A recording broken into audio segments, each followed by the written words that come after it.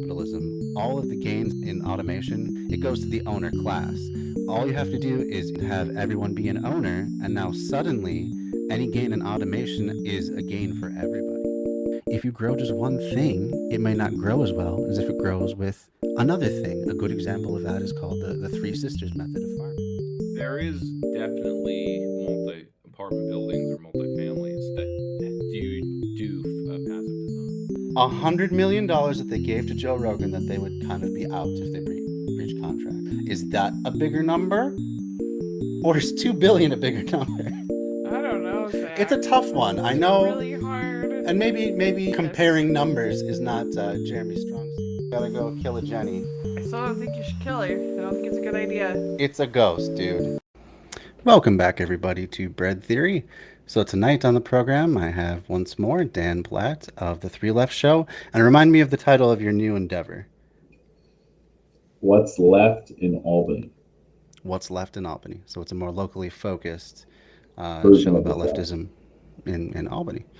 And we're just going to kind of do some reaction videos to kind of whatever we feel like. We have a few lined up for you that should be pretty good. Before we get into that, I do want to put in one little plug for an event that I just posted about a day ago. Your karaoke night? We're going to have a leftist karaoke night on the 22nd of July. It's open to anyone who feels like singing. You can come on the stream. You don't have to use your video if you're shy about that. If you just want to have your voice, that's a possibility as well. And it's gonna be 9 p.m. Central Standard Time. I will share the link right now in the chat. And yeah, hope to see you all there. And pick your songs ahead of time so you can get into the rotation. Because that's, we're gonna make sure that everyone gets a chance before anyone sings twice. But still, you want to get in at a certain rotation, now's the time to do it. So there's that event. What's going on with you, Dan? Chewing at the moment. Well, the day-to-day business of free time is obviously like I'm always gaming, but when I'm not, I am working on a basement floor, which I'm a few days away from finishing. I was cutting plywood. Um, Yesterday, I was struggling to get the strand board down on the rafters.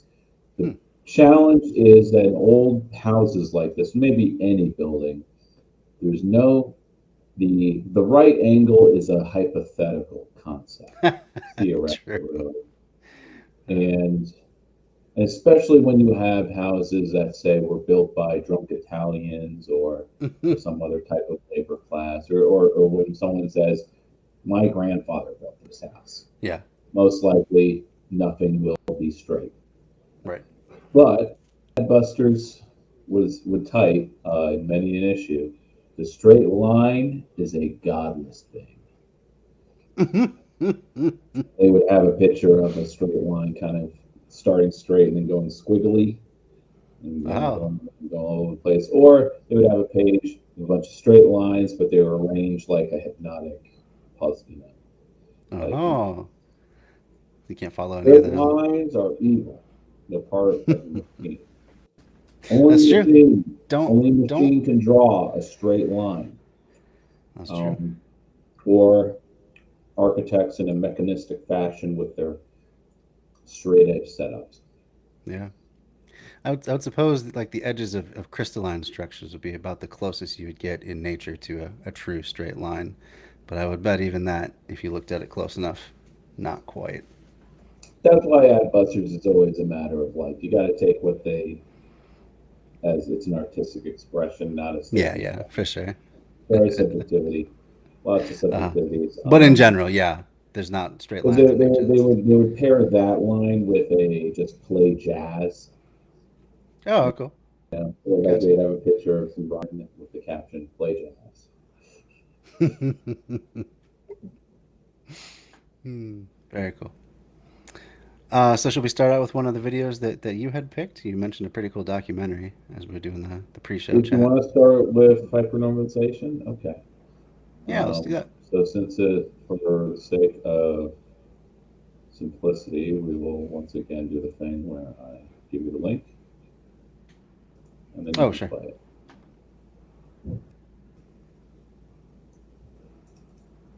So this is a very long documentary by Adam Curtis. I suggest watching it in 2 sittings because it's a lot to take in, or it just feels like it's dragging on forever. Those aren't like really tight transitions, really. So it kind of feels like a very long stream of consciousness. Okay. But hypernormalization is kind of a discussion of the kind of what makes our neoliberal time-space tick. How did it start, or when did it start? So the beginning, first 10, 15 minutes will be kind of about that. Okay. So you can react how you want. I'll just go along for the ride. I don't know if I'll have much to say. Okay. Or we wait till you feel like it's gone on long enough. Sure. Usually I think the trigger will be when Donald Trump is mentioned for the first time. That'll be a good cutoff point. All right. That sounds good. So here we go. Hypernormalization 2016 by Adam Curtis. Full documentary.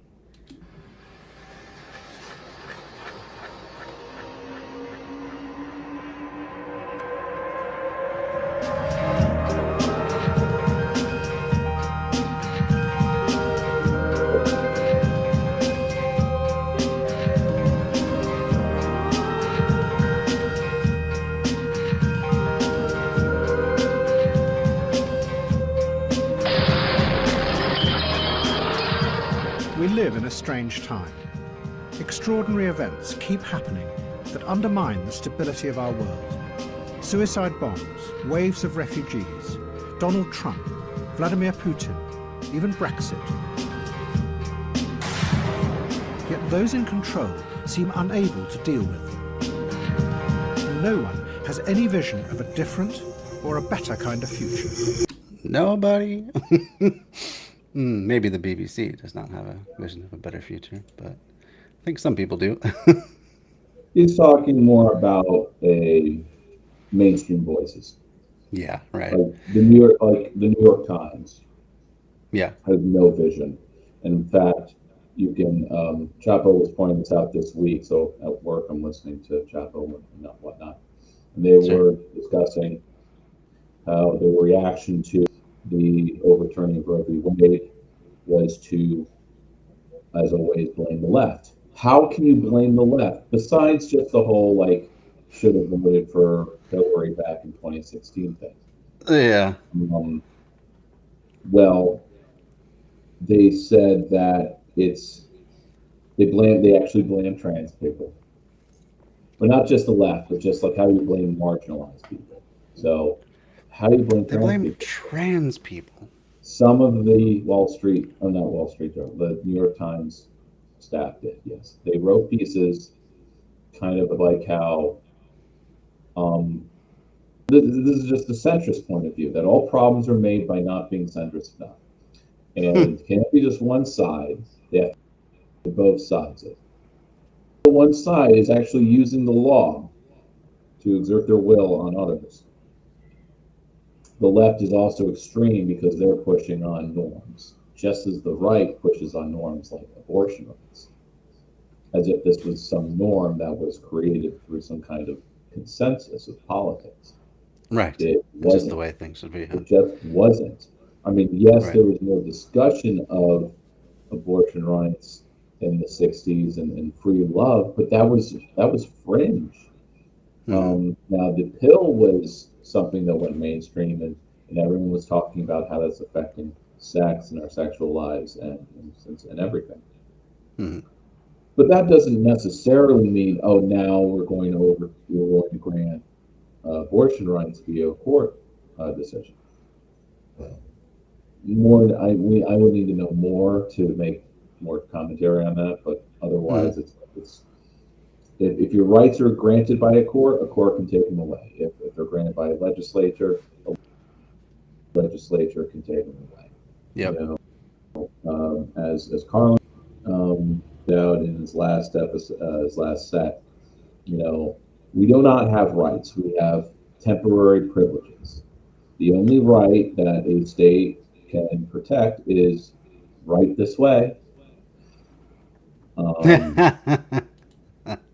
That's pretty good.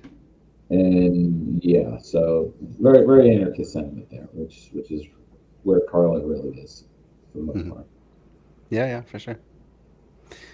Yeah, that's definitely true, and it's one of those reasons why I never understand the argument for against doing executive orders, because people like the retort is always, oh, it's only temporary, and it's like, yeah, well, I mean, For anything can be everything. temporary, right? And if people get used to having more power, or if they have more power for 4 years, they might be able to build on that for those 4 years at the very least. And then also, if we're talking about things like, say, erasing student debt, it's not as though they're just going to flip the switch back and then give you all the debt back that you once had. Once that genie is out of the bottle, it's gone forever. Well, the thing So about any government action, and this maybe goes for corporate actions too, institutional action, is once something is done and it doesn't get revoked or there isn't enough pushback within maybe 3 months, hmm or it stays in effect for a year, then it becomes part of the status quo. And usually, if right, something does happen, then or the status quo is able to enact something, then it is automatically part of it. And this goes for good things too, like when Ghent basically didn't ban cars, but pretty much limited cars. They limited or banned shared neighborhood traffic in the urban core. right, After 2 years, any complaints disappeared, sure. mostly because People they're just got all used to the new positive. normal. But they're all the positives. So maybe it's That apples too. and oranges that, or apples and celery, Yeah, that right. one is popular or becomes popular as people see that concerns or conservative pushback was unwarranted, versus something like, say, granting abortion rights, where the culture and the institutions that were against any abortion rights didn't go away, weren't convinced of its efficacy. I mean, they hmm didn't care if it saved lives, like how many lives of full grown adults that having abortion access saved. Maybe we need to be pulling out that number anytime an anti-abortion person pulls out the number of abortions and saying, look at all this murder. Well, what about all the death that was prevented of actual adults with rights? Rights that, haven't been enshrined in the Constitution. There's no, there's no, they're probably using the same vague language that we do of general welfare. They say you have a right to life. But that's hmm not in the Constitution. That's also Right. just the Declaration. General Declaration. welfare Right. is in the Constitution, which is hmm why whether it's income taxes or public baths, that's something that's in the Constitution. hmm Sure enough. Yeah. All right, let's move back into it. Yeah. This film will tell the story of how we got to this strange place. It is about how over the past 40 years, politicians, financiers and technological utopians, rather than face up to the real complexities of the world, retreated. Instead, they constructed a simpler version of the world in order to hang on to power. And as this fake world grew, all of us went along with it, because the simplicity was reassuring. Any thoughts? This is all very art major project. Oh yeah, I mean the whole documentary has that tone. The I whole, kind of I kind of like that aesthetic though. It's fun. but you can't take it for more than an hour at a time. It I gets suppose, really yeah. fast. But anyway, I want to point out that when he's talking, like the instigating event, you could say, was that in the in the New Deal era and the evolution of society, including the radicalism of the '60s and all the post-colonialism, everything in the '60s. Mhm. we are talking about all of these other, the main institutions of power, the levers of power, couldn't handle the growing complexity of society, and in many different ways decided to retreat from reality. Now, this includes radicals themselves, as he points out later. Oh. But whether it's like, but every sector kind of turns away from a different way, and that's how even that evolves into today, where we have competing narratives of unreality, as much as we try to compete to reassert a reality that we collectively create.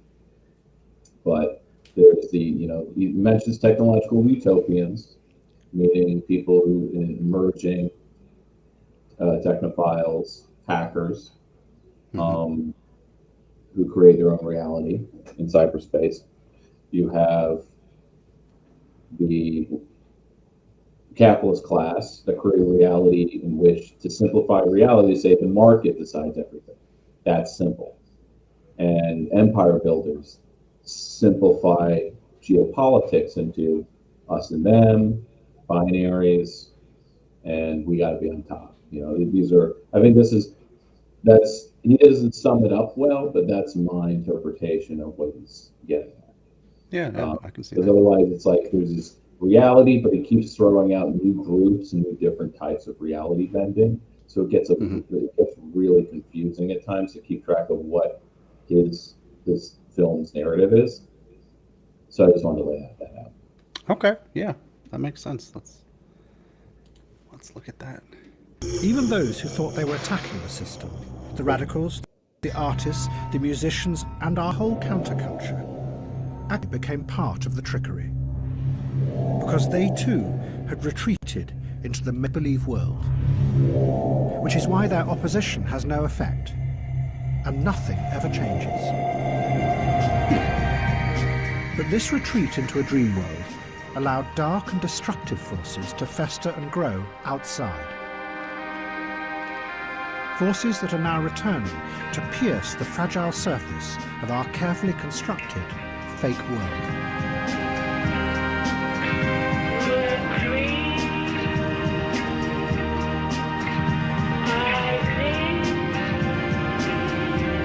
I don't know if this works, but he usually fitted some clearly at the end of the song. Oh, okay. Yeah, that's disturbing, whatever it is. Yeah.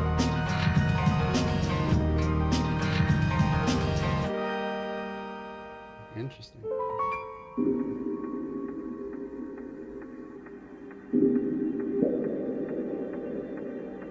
The story begins in two cities at the same moment in 1975. One is New York, the other is Damascus. It was a moment when two ideas... What's that? I said it is in Athens and Jerusalem. Yeah, right. Rather No, than spent to pair out two cities, Yeah. I think, No. we haven't. about how it might be possible to run the world without politics first took hold. Which is itself a fantasy that needed to be created because politics was getting too convenient for the ruling class. Politics was starting to In actually win. 1975, New York City was on the verge of collapse. For 30 years, the politicians who ran the city had borrowed more and more money from the banks to pay for its growing services and welfare. But in the early 70s, the middle classes fled from the city, and the taxes they paid disappeared with them. So the banks lent the city even more. But then they began to get worried about the size of the growing debt, and whether the city would ever be able to pay it back. And then one day in 1975, the banks just stopped. The city held its regular meeting to issue bonds in return for the loans, overseen by the city's financial controller. Morning, ladies and gentlemen. Today, the City of New York is offering for competitive bidding sale 260 million tax anticipation notes, of which 100 million will mature on June 3rd, 1975. The banks were supposed to turn up at 11 a.m. But it soon became clear that none of them were going to appear. The meeting was rescheduled for 2 p.m, and the banks promised they would turn up.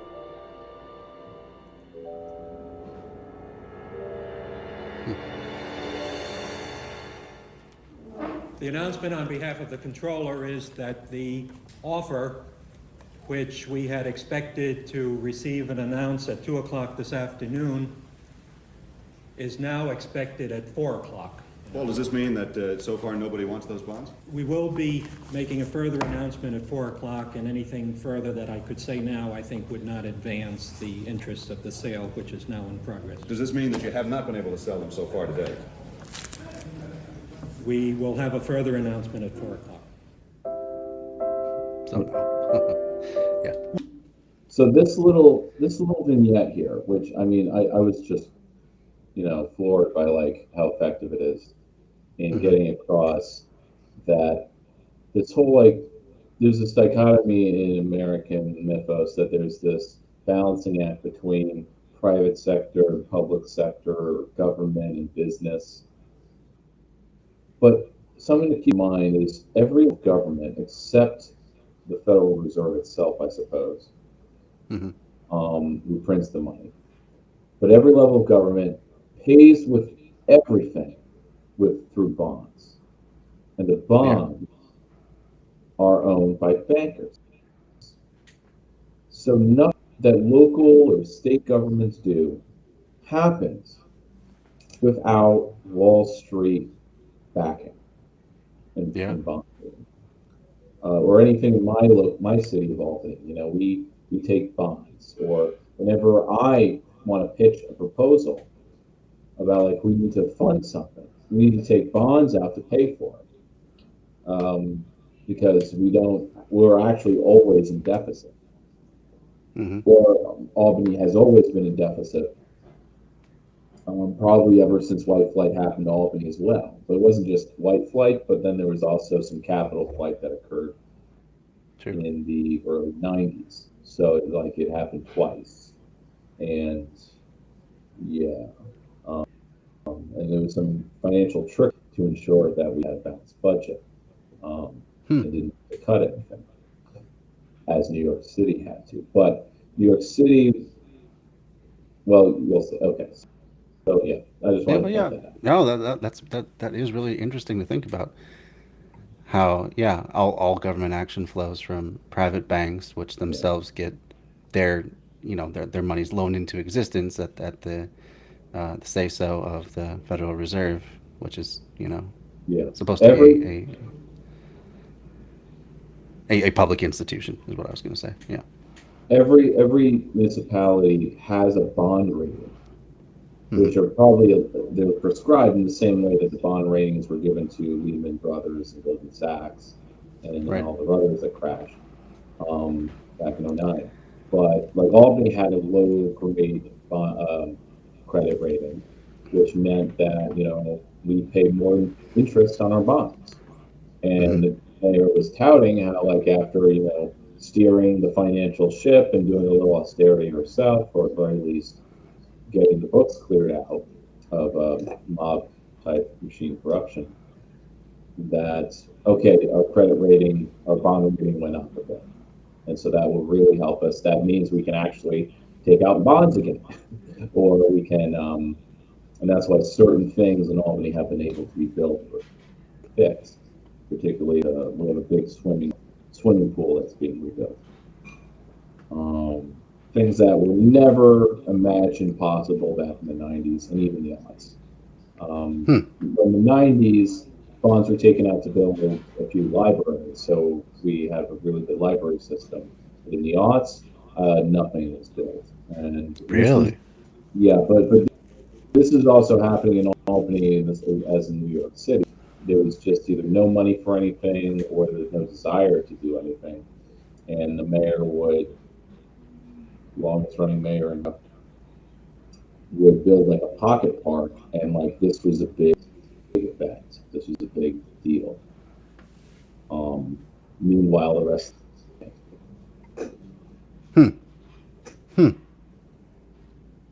He also Interesting. kind of mayor, when really he's just a good, good showman, Spokesperson. good listener, Yeah. good talker. Yeah. He's doing a good job. He's personable. He had an open door policy, so made everyone feel like he was a friend. And they were comfortable enough. They didn't have anything to do. They would find the scapegoat for it. It's something else, not the mayor. It's not the government, city government. That's Right. sucks. Yeah. Always that sleight of hand. Huh. Wow. Now it's the opposite. Everything will be on city government, not on system. Yeah. City government and wokeism for some reason.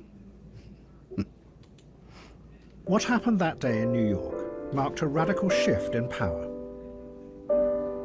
The banks insisted that in order to protect their loans, they should be allowed to take control of the city. The city appealed to the president, but he refused to help. Wow. So a new committee was set up to manage the city's finances. Out of 9 members, 8 of them were bankers. It was the start of an extraordinary experiment where the financial institutions took power away from the politicians and started to run society themselves. The city had no other option. The bankers enforced what was called austerity on the city, insisting that thousands of teachers, policemen and firemen were sacked. This was a new kind of politics. The old politicians... Interesting that. The how do I put it together? I guess broken windows policing became really big in New York City, and it got enhanced with, especially under Giuliani, the idea that you have to just crack down super hard on even the most trivial offenses. And now here we're talking about at one of the highest crime eras of New York City, their response was to cut police drastically.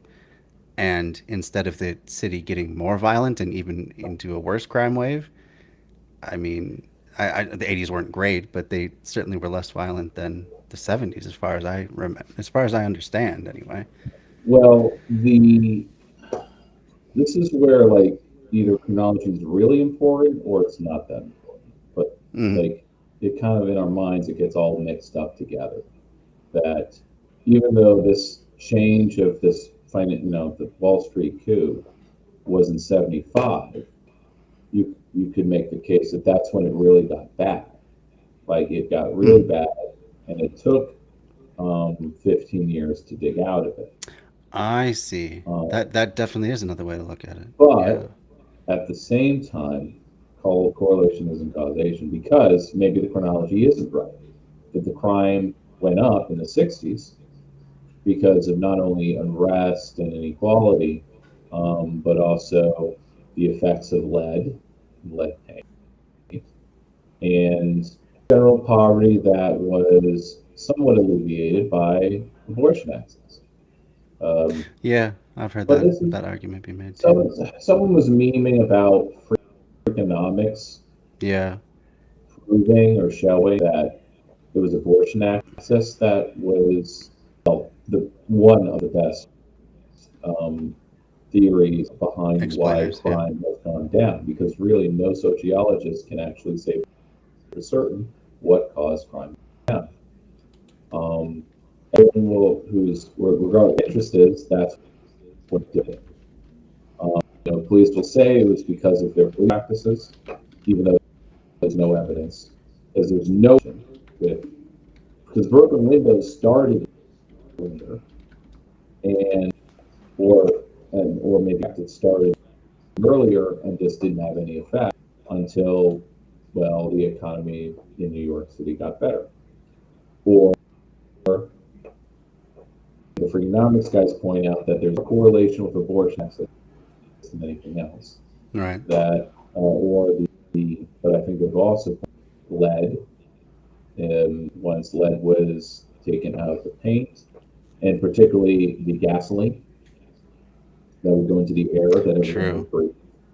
Once that went into effect, any new babies after that were less brain damaged and less violent. It was this particular 15, 20-year period where you had when they reached, maturity, teenagers, college age, who were poisoned by lead, they were more violent. But meanwhile, you had all these other. But hey, what causes what? In the '60s, early '70s, you had the defeat of, and you had all these splits within, say, black movements. We have thug to, like, in an American context, it's an Indian word, but it was adopted by a particular, not gang, but social movement that split off from the Nation of Islam. That was reactionary, anti-war, and all about asserting their masculinity, because that's what, like, the answer to the crisis of the black man. And so they literally, thug culture was actually did on purpose by a particular ne'er-do-well. Don't have his name on, but it was talked about in Everything But the Burden, which was about black culture. And it's a funny story, but basically it was created, in North Manhattan, the Bronx, by a bunch of, again, disaffected youth that, by this time the Pampers organizations were dissolving, being crushed, no longer effective, or in their own problems. There needed to be an alternative, and there really wasn't, and they were just left to kind of like, they're where white men are now, completely hopeless, have no prospects, and but feeling entitled to something, even if it's over the women around. And so interesting. What would you say the name of that book was? Misogyny comes like really conservative Islamic. Oh yeah, I mean the Nation of Islam itself. It's a book of essays on black culture called Everything But the Burden. Everything But the Burden. Because American culture is black culture, but anyone black can enjoy the struggles or the black culture without the burden of being black. Gotcha. There's a lot of chapters in there. One chapter is just about Eminem. And there's a chapter about Richard Pryor. There's a chapter that's about like being Jewish in Brooklyn and kind of being bullied, but in a playful way. And because, like, even though like you're quote unquote white, we're actually both working class, we're both in this together. We're not really beating you up, but we are going to like put you in Ethiopia and kind of mess with your bag, but we'll not steal anything from you. So, and it's sort of like the writer is just talking in this ambivalent way, and it kind of made me feel weird because, like, well, I kind of got bullied like this. I wasn't bullied because I was, but there was no like you're Jewish and you do have some things in common with the black experience, but obviously not anymore. But he's talking about like in the 70s and 80s. But he kind of like ends his essay with like, and it's kids like me that ended up being because that's the backstory. True enough. That's the backstory of the Beastie Boys, and a bunch of other white rappers in the 90s and aughts. Yeah.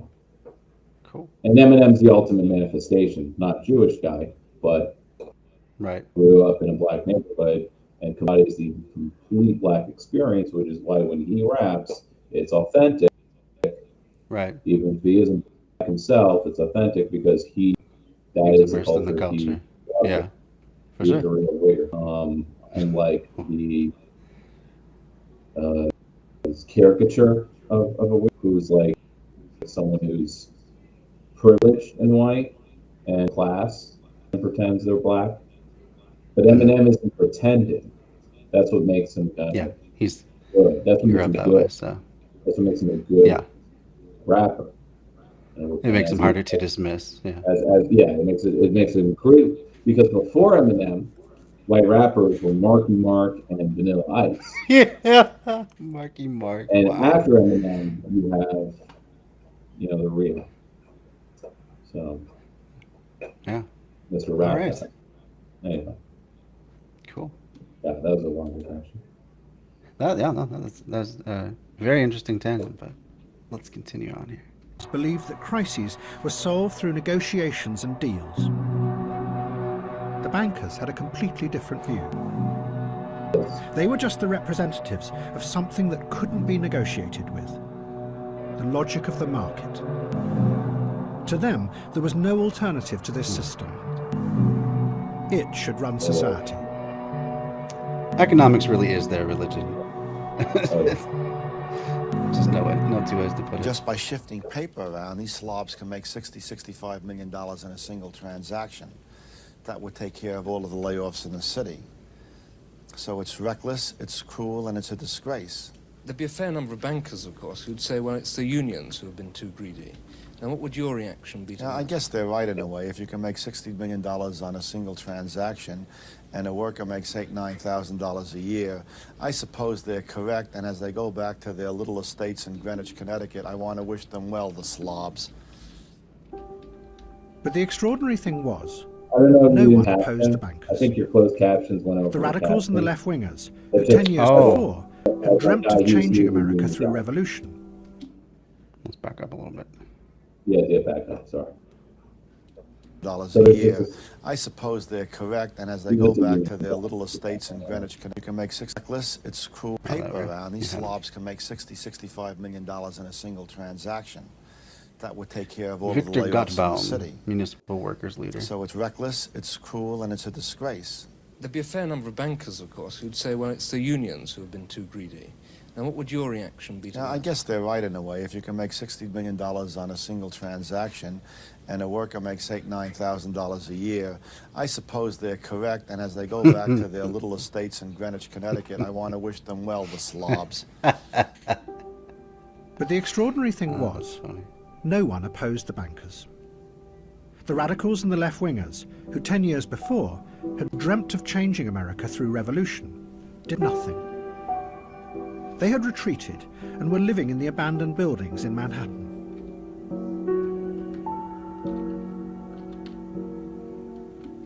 So pause. Sure. The singer Patti Smith later described the mood of disillusion that had come over them. There we go.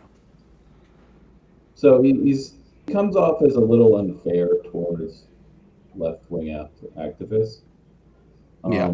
Because it seems like he's literally pointing out that politics through, fighting society through politics has just been usurped by capital. So, what kind of opposition made that would prevent the austerity? It's similar to in 2009, before Occupy, there was a pseudo movement called U.S. Uncut. It was totally buried and not remembered. Mhm. But it was a small grassroots reaction to the coming austerity of the recession. U.S. Uncut, because you had all these states and things doing austerity in reaction to the Wall Street.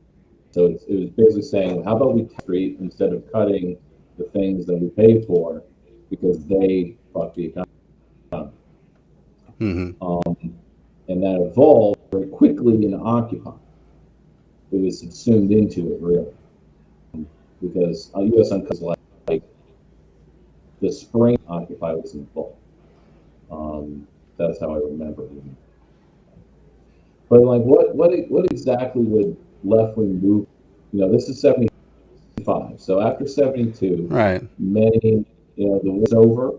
So a lot of the activism in the 60s was fueled by the war. And with the Vietnam War over, there was a lot of demobilization and a lot of de-radicalization. And there's a big difference between all the activism of the 60s was aimed at government and the state, and not much of it was aimed at capital and economy, even as some of these groups are Marxist in character, revolutionary. But lots of labor struggle. There was, labor was still big and strong at the time. But as that one union leader, just a 30-second clip of him, but it's like he doesn't anything.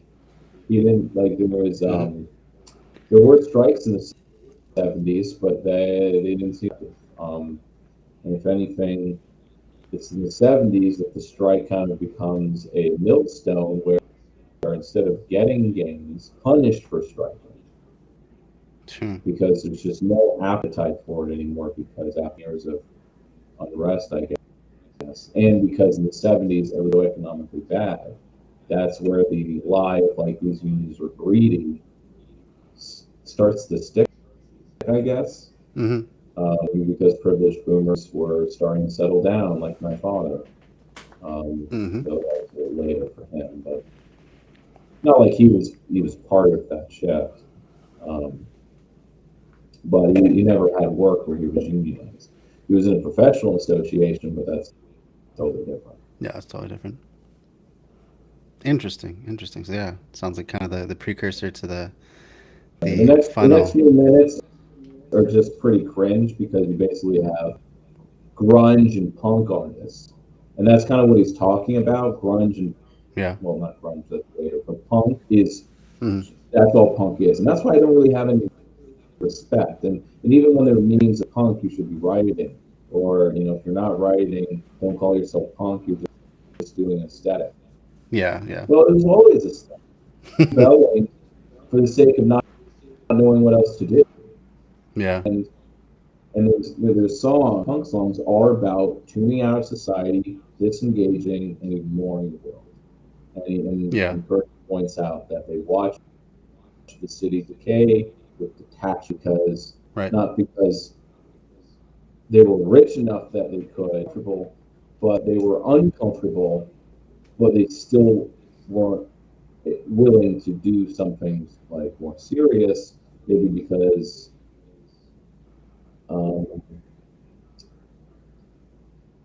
it just seems like I'd be projecting if I was like. Yeah, I would see it as kind of just a large dose of nihilism mixed into it. That just they don't feel they correctly identify that they are not in control of the levers of society. Negative don't nihilism. feel that they ever will be. Negative nihilism. The best you can do is take care of yourself. Well, actually, they wouldn't take care of themselves. That's why a lot of them died in the 80s. Right. Just might as well just have fun until you die an early death. Yeah. So is this next part? That happened to a lot of them, Absolutely. In the 60s and 70s, they died by the time the 90s rolled around, and all that were NGO shells. Yeah. Absolutely. Or you're left with kind of anarchist stuff that's anti-organizing because they were just as kind of nihilist about politics. Yeah. Best you can do is your community project in your neighborhood. Yeah, that's why we need more of a solar punk sort of a outlook to now the really only take hold. but I'm also it comes to mind that what category does the anti-nuclear movement fall into? Because they continued into the 70s and 80s and they won completely.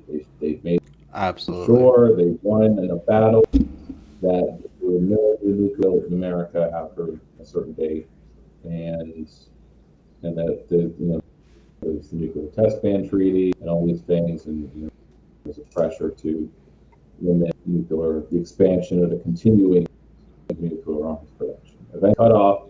We had 7,000 of them, but it wasn't a matter of money because obviously Lockheed Martin, it just shifts from nuclear missiles to just types of missiles. Yeah. It's always missiles today. Maybe it's just, yeah, I don't know. Maybe it's just, why should we, I mean, especially when we're talking about like energy and nuclear, maybe it's just, why would we shift to a different source of energy when we're making tons of profit off the current model? Like, so maybe they just weren't resisted as much? There was money at the time, but I think it was through government subsidy was the only way it could work. So maybe that's why Yeah, was okay. the movement, post-60s movement that was actually. And that's how the Greens kind of got rolling, in that you had all those activists getting some victories, and they formed the Greens out of that. Cool. So is this the part? It hurts that left is saying, "Oh, the only effective leftist movement." They were wrong. They shouldn't have done that. Yeah, of course. Yeah, can't win either way. Is this the part where you wanted to skip to the end, or do you want to go a few more minutes here? No, it's when they mentioned Trump. So okay, when they get into Trump. Okay, we'll keep rolling then. Or the end of New York. I could not identify with the political movements any longer, she said. All the manic activity in the streets. Trying to join them, I felt overwhelmed by yet another form of bureaucracy. What she was describing was the rise of a new powerful individualism that could not fit with the idea of collective political action. Instead, Patti Smith and many others became a new kind of individual radical who watched the decaying city with a cool detachment. They didn't try and change it, they just experienced it. Look at that, isn't that cool? I love that, where like kids write all over the walls. That to me is neater than any art sometimes. Jose and Maria forever. There's a lot of things like when you pass by big movie houses, maybe we'll find one, but they have little movie screens where you can see clips of like Z or something like that. People watch it over and over. I've seen people, I've checked them out all day. I've gone back and forth and they're still there watching the credits of a movie because they don't have enough dough, but it's some entertainment, you know. Instead, radicals across America turned to art and music as a means of expressing their criticism of society. They believed that instead of trying to change the world outside, the new radicalism should try and change what was inside people's heads. And the way to do this was through self-expression, not collective action.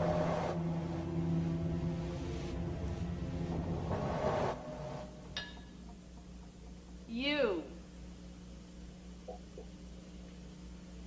V W X Y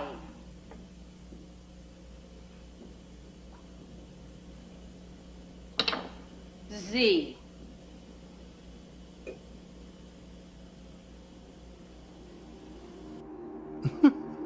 But some of the left saw that something else was really going on. That by detaching themselves and retreating into an ironic coolness, a whole generation were beginning to lose touch with the reality of power.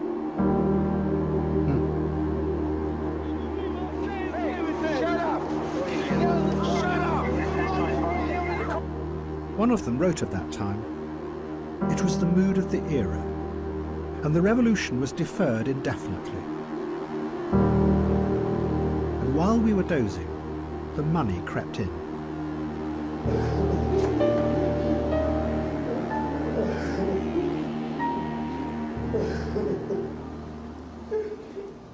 What's your date of birth, Larry? But one of the people who did understand how to use this new power was Donald Trump. Trump realized that there was now no future in building housing for ordinary people because all the government grants had gone. He saw that there were other ways to get vast amounts of money out of the state. Trump started to buy up derelict buildings in New York, and he announced that he was going to transform them into luxury hotels and apartments. But in return, he negotiated the biggest tax break in New York's history, worth $160 million. And he still lost all his money because he's a fool.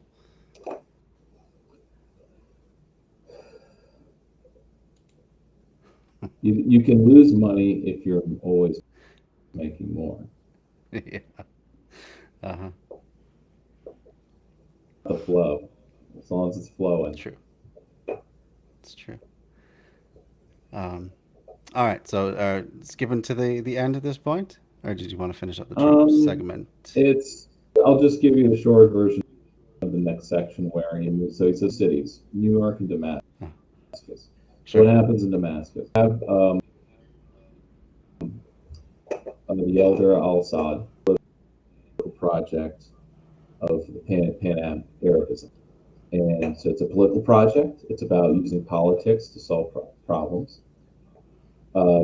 Versus Kissinger and his similar credo of, or rather his similar to the bankers, that there is this alternative reality, there's an order, a global order we can construct that's stable, doesn't have any world wars, and it's, we can have a world system.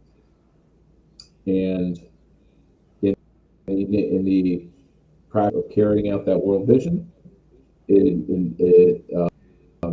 there's no place for pan-Arabism or uniting of regions or separative politics, leftist politics, because there was a bit of leftism with pan, and which is how like the Muslim Brotherhood kind of come off like social democrats sometimes. Kissinger sabotaged and backstabbed and sabotaged all his efforts and everything else involved in the 70s, in the same year, 75. And what Assad was spite against America. And so he develops using terrorism as a tactic to get them out of the Middle East, out of their affairs. So maybe that dream of pan-Arabism could come to fruition. And that starts that leg of the story. 2.5. Look at the runtime. 2.5 hours. He just goes back and forth year to year between what's the evolution of terrorism in the Middle East, financialization of the economy, and the development of hyper-individualism as a counterculture, which feels good, but again, retreating reality cover. And then he also divides between that Donald Trump as a representative of what capitalism is doing in each decade, because he starts with Trump and then he keeps revisiting with each leg of the journey forward in time. What was Trump doing that correlates with how hypernormalization is happening? Where he up into a brand. It's not only like the real estate isn't what's making the money anymore. The brand is what's making it. So yeah, he loses in the real estate, he gains it back, and then loses it again, then gains it back again. And then Russian politics, first with the Soviet Union in the 70s, had an advanced version of where ahead of the curve of where we are. Had a state that was detached from reality. Everyone's pretty much hopeless. There's no particular vision of better future, only the continuing stasis of the status quo. And it's in that context that Russian dissidents just start thinking only changing the perception of reality or in confusion to have political power is only gained through enforcing confusion on people. So skip ahead if and it's really wherever you like. we really don't have to, because basically, and then he skips around, so he has like, and this is probably what makes it so long. There's like 5 topics he keeps like shifting between. So like, with the 5th one being Gaddafi, and Gaddafi's place is that, he just like Assad, he's just a politician doing political things and with a political project. But it's the West that uses media and this different reality, because what Gaddafi's doing is, a problem. And so first they paint him as a villain. He's like the villain of the world. With like the first the airline bombing, all evidence points that it was Assad that did like the first airplane bombings. But the West didn't care who actually did it. They pinned it on Gaddafi. Yeah. And so that's why in Back to the Future, it's Libyans that that's the deal. Crazy. But as soon as Libya, Gaddafi, wants normal relations, enough time has passed, and he actually build things in Libya, sell oil. Suddenly, he's a good guy again. He's not a villain. All the while, Assad is carrying out instigating the civil war in Iran and doing those terrorist attacks, the barracks bombings, I think, were Assad. So, but all the while, this tactic of doing the suicide bombings is evolving and mutating. It uses the word mutate. Evolve, it's a synonym to me. But it mutates into Al-Qaeda, and then later ISIS. And so the end culminates, it's not a climax, it's really just like that's what's kind of depressing about it. But it ends with chickens home to roost. Now the suicide bombing is being used as a weapon against the Syrian state.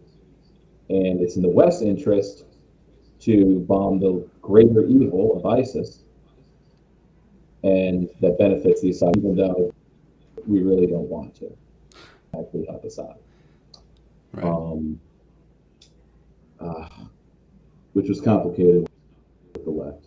But anyway, so it ends with that. It ends with Trump running for president and Brexit passing, and how no one, liberal, rad libs, didn't see it coming.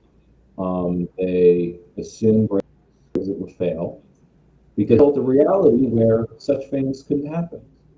Yeah, just beyond the realm of They possibility. live in a reality where couldn't win president. It was a joke. Right. But it was a fake reality that they created for themselves because they couldn't absolutely with the ugliness of American forces that have been on the edges of the world system that they have enforced. So there's that. Russia with the called nonlinear warfare, which is just a strategy of its own confusion. You don't have to convince anyone of anything. Get them on edge and keep them confused about what's really real. Yeah. Once you do that, people. And when we kind of shrink, what can we do? It's because we're confused and we don't know what's real or what we can do. And we don't know what we can do because we don't know what's real. We don't know what's really like, because even in my head, I'm plagued with this sometimes, where I want to react quickly to something, but we're left with questions like, well, we don't have facts. We don't want to go out and collect the evidence first. We want to figure out what, with this shooting and or this abuse, or what is the helper doing? But between obfuscation, lack of information, and control of information, you just can't access a lot of information freely. It has to be investigated. It has to be dug up, right? Or say, let's say we're just talking about police shooting. Police, are lying to the public through their press conferences. Maybe the victims will have a press conference and that'll be covered, but it'll just become he said J. And once that's the case, there's no political action can ever be taken. And that's kind of the norm type of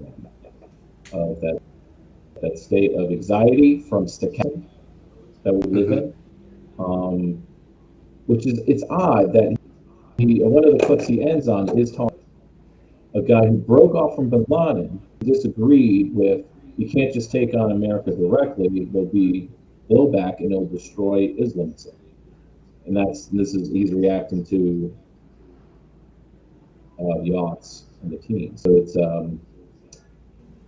2014 moving forward, or the Syrian civil war, that he develops the ideas of like, no, we just need to encourage lone individuals to take up terrorist acts against in Western areas on random targets.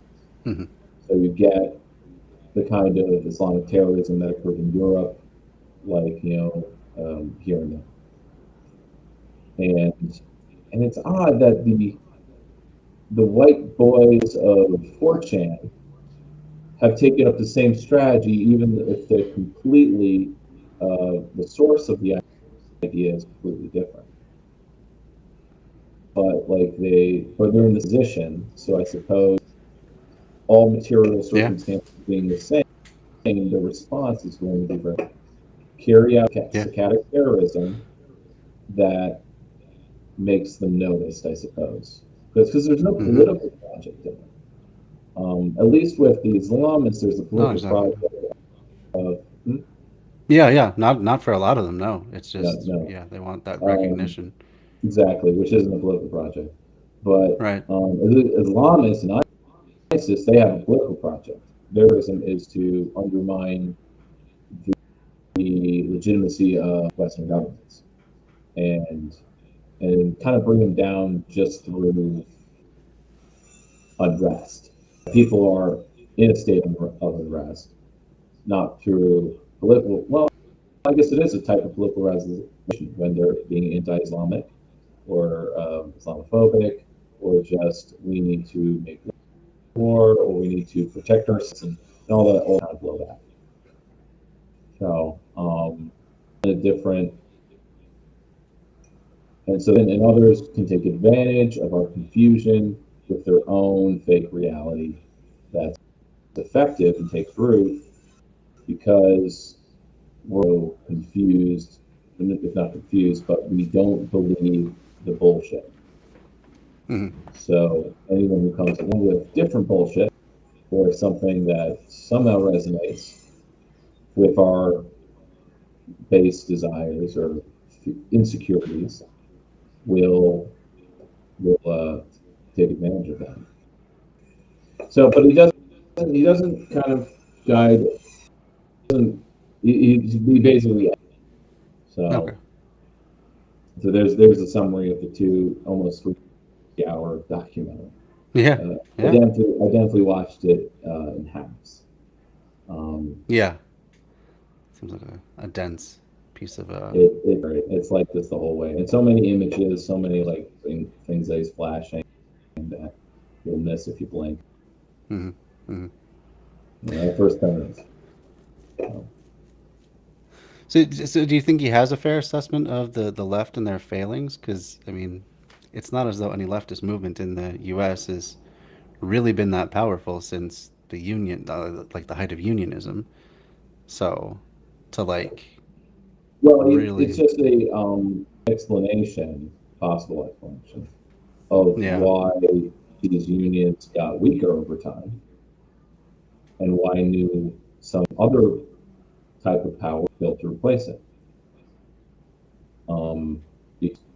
Most lefty radicals, white ones anyway, but even black ones too, and Hispanic, went into this punk cult, like just focusing on counterculture.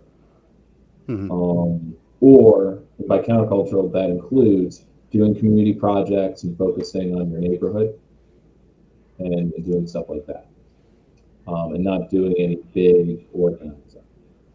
Because as far as some of those issues, like the civil rights movement and Clean Air Act, those were resolved. Those battles were won, or the big war was won.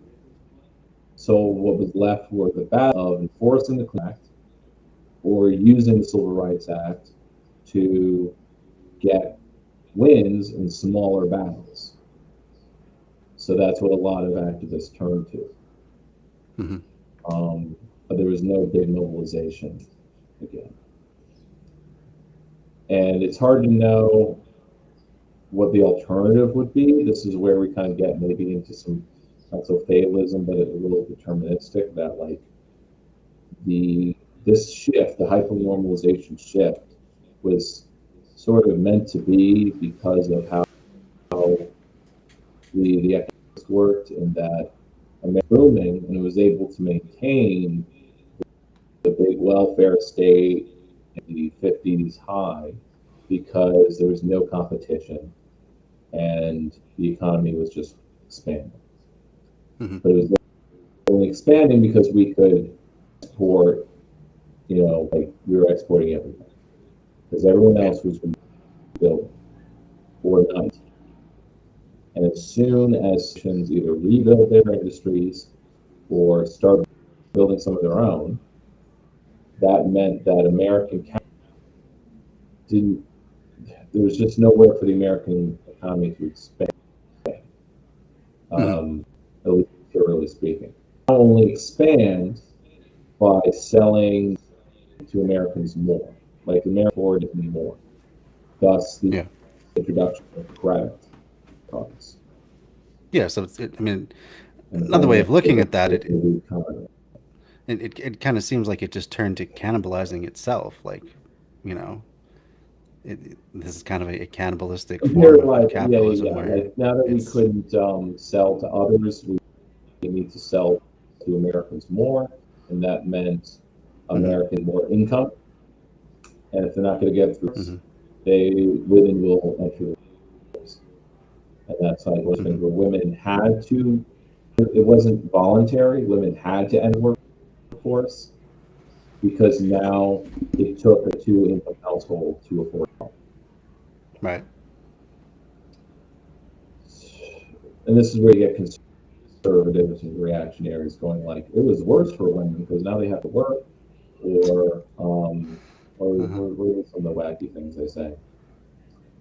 Yeah, as though preventing women from working would just automatically double the average wages of a male worker. They completely ignoring inflation that occurred in the 70s. And so we're kind of left with the question of like, how will capitalism, and is it possible to balance, where would the value come from to make up for the inflation that's happening now? Because last time, the inflation was dealt with by increasing the workforce by almost like 30%, by lifting the restrictions on hiring women. And you had credit cards, and say in the 90s, and with each recession, some new way of allowing people to spend money, either through opportunities or credit or debt. Then can't be then creates the next recession. So, like, what's the next 15 years or? Now that and for the last decade, it's been crypto coins, I guess. Yeah, well, that's been holding up the debt. And that's just evaporated in a flash at the recent crash of Bitcoin and others. So it kind of goes into the acceleration aspect of it, I suppose. Each thing, each way capitalism will find somewhere for the money to go. Will adapt. Doesn't last as long. Yeah, won't last as long. But the thing is, it's like And this is something they're all writing about, how there's just nothing profitable to invest in. And all that's left is grifts, because only the grifts, like, you can't actually promise profitability, but you can lie about being profitable. And that's where the money is being invested. Yeah, And that and housing.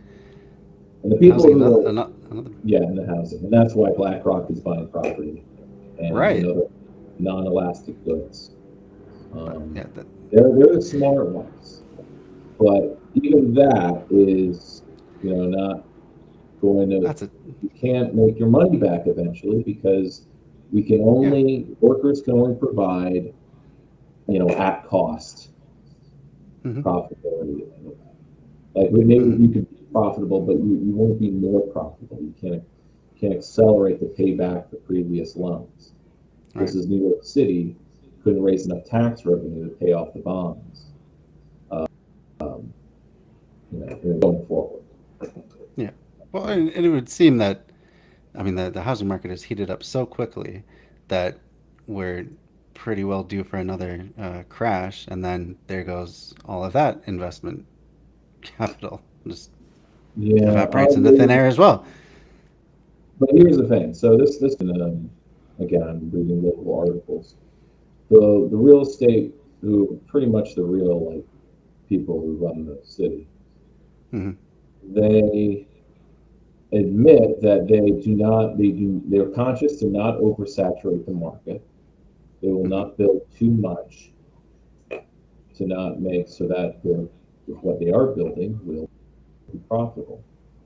Because so many, well, they're working off of market projections that there will be X amount of young professionals moving into our area from other regions that are maybe more drought stricken, or their tech jobs are drying up there, or because that such jobs can be done anywhere, we'll move to Albany for the bar scene and plentiful water supply.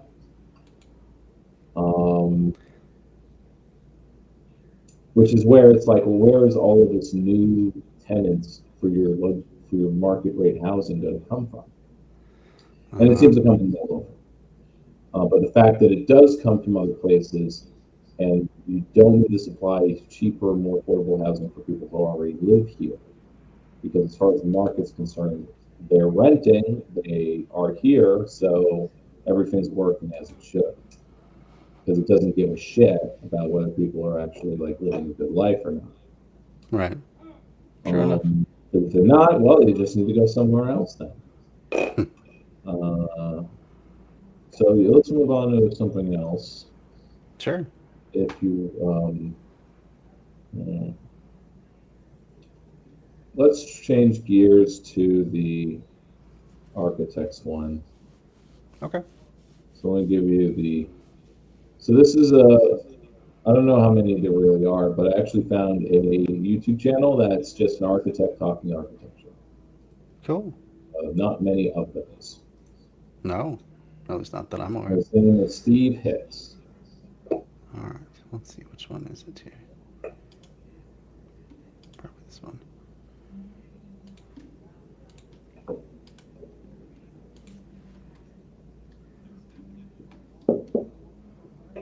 All right, let's share that screen.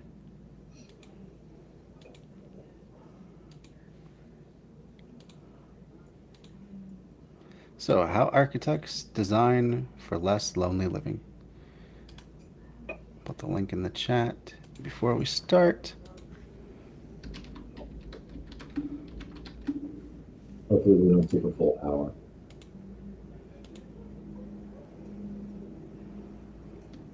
Alrighty. Back. There's an epidemic of loneliness affecting a large part of the world right now. And although the COVID pandemic has made it worse, the trend started long before 2019. Since about 1970 even, loneliness has been on a steady incline among all age groups, but it's hit the elderly especially hard. What makes things worse is that loneliness is also acknowledged by doctors as being dangerous to your physical health. Researchers warn that loneliness and social isolation can carry as much health risk as smoking 15 cigarettes a day. The data is pretty well set. Being lonely can lead to dying earlier in life. So how do architects fit into all this? Or is it even a problem that architecture can help solve? Of course it is. This building behind me was designed by the Architecture Office of Jeannie Gang here in Chicago, and it was completed in 2016. It's called the City Hyde Park, and the architects make the claim that the building is specifically designed to help combat loneliness and promote healthy social interaction. While architects are responsible for a lot of the decisions in the built environment, it's kind of difficult to discern how much buildings and their design actually... What's that? I can see it, all right. I can see it. plays into our interpersonal... There's a meme of like, because the firm's name is Studio Gang, so I guess that's where the meme comes from, of like this, of saying like this is brought to you by Brewless Gang.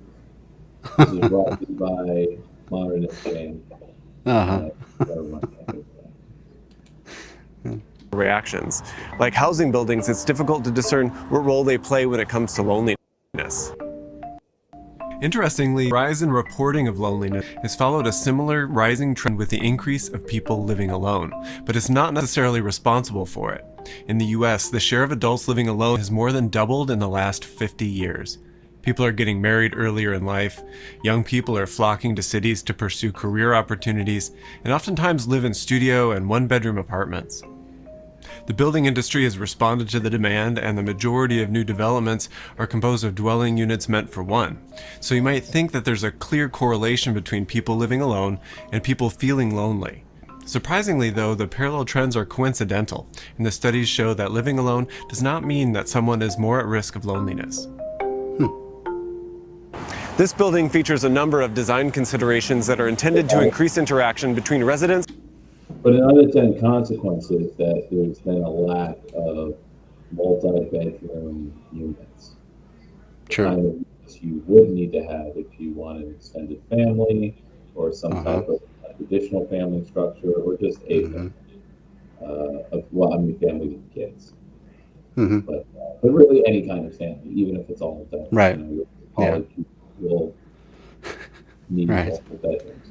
Yeah, I'm sure that's by design too. It's, you're taking on more liability as a building owner if you have children around. Yeah, I don't know if there's a separate insurance like you have to pay, but I'm just thinking that it doesn't necessarily mean like if everyone's in separate bedrooms, but you share a kitchen, bathroom, not suite style, but like you have common rooms on your floors. Right. It's more like co-housing, co-living, which is, very trendy as far as bougie millennials like us go. But also very high rent because it is market rate and such. Right. So it's not really for us, but for the tech bros. But I mean, I'm not saying between residents and the I'm not saying it's bad. Something that could city. Could be part of affordable housing.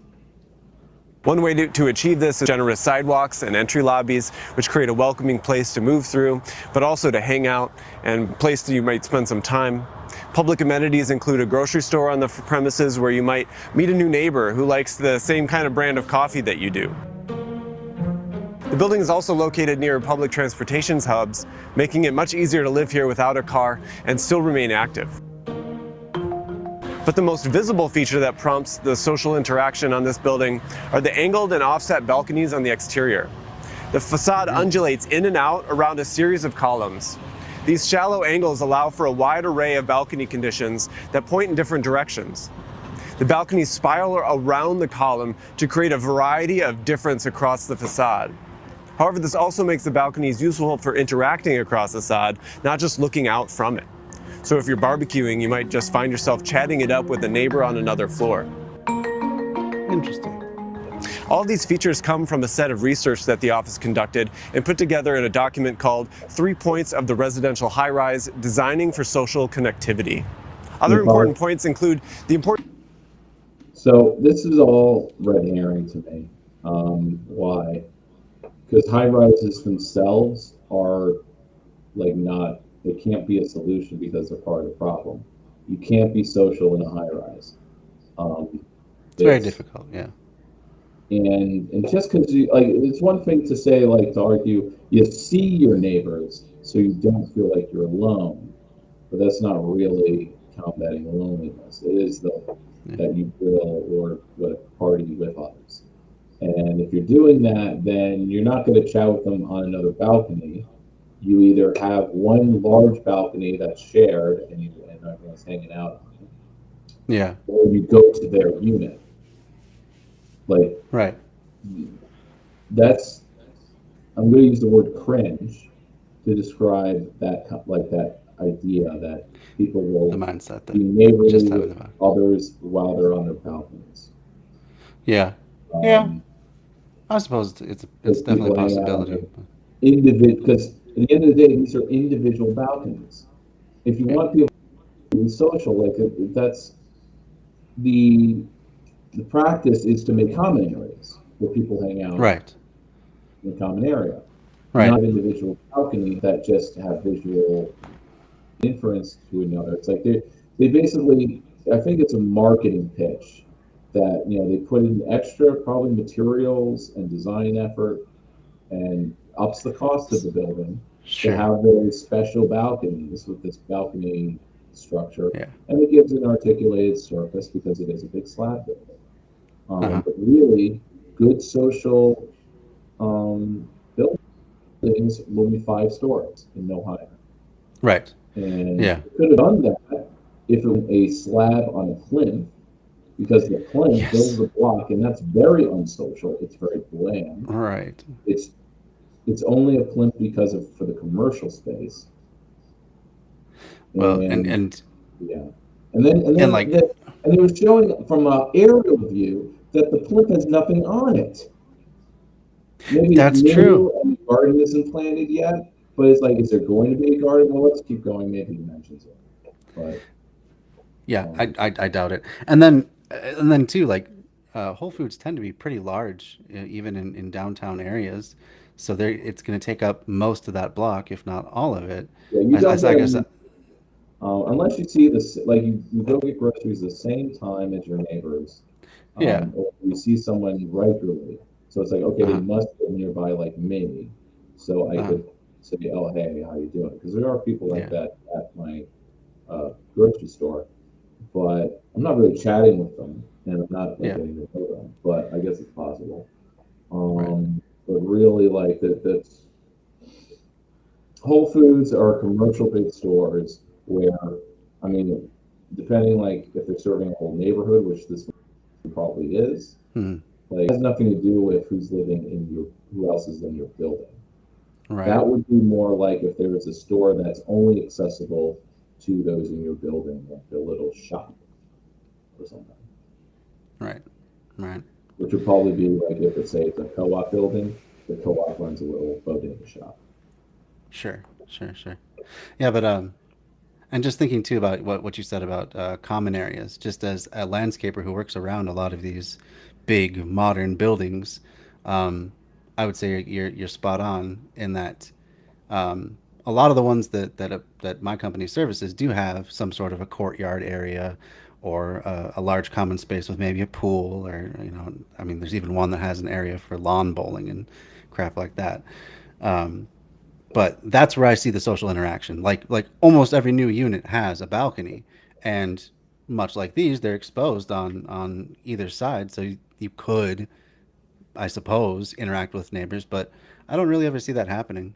You might see someone out on the balcony just by themselves, or watering plants, or just on their computer. But I'm not seeing a lot of this interaction. However, just quickly, however, the people that are on like the patio level, the same level as the common area, there I do see a lot of interaction. It's just people walking by, because it's more like your traditional neighborhood street. It's just, in micro. And but like he said, like, oh, there's a wider sidewalk, but there's nothing there on that sidewalk. And there's nothing to walk to except for the one store. Steve Hicks, I mean, he is smarter than this most of the time. He is like, he also calls out the bullshit, but Maybe that'll be the second half of the video. So let's keep going. Yeah. All right, let's keep going. Importance of daylight and how towers might contort to make sure that all units receive ample amounts of it. All of these tend to focus on features external to the housing units themselves. But some architects also look at how the housing unit or where people live inside might also contribute to feelings of connectivity or loneliness. Although they often seem like inherent to the way that we live, our expectations of privacy and independence within the home is actually a relatively new trend. The things that we've come to expect from spaces have developed over time. And what often goes unacknowledged in these conversations is the layout of the dwelling unit itself and how spaces are divided and how they're classified.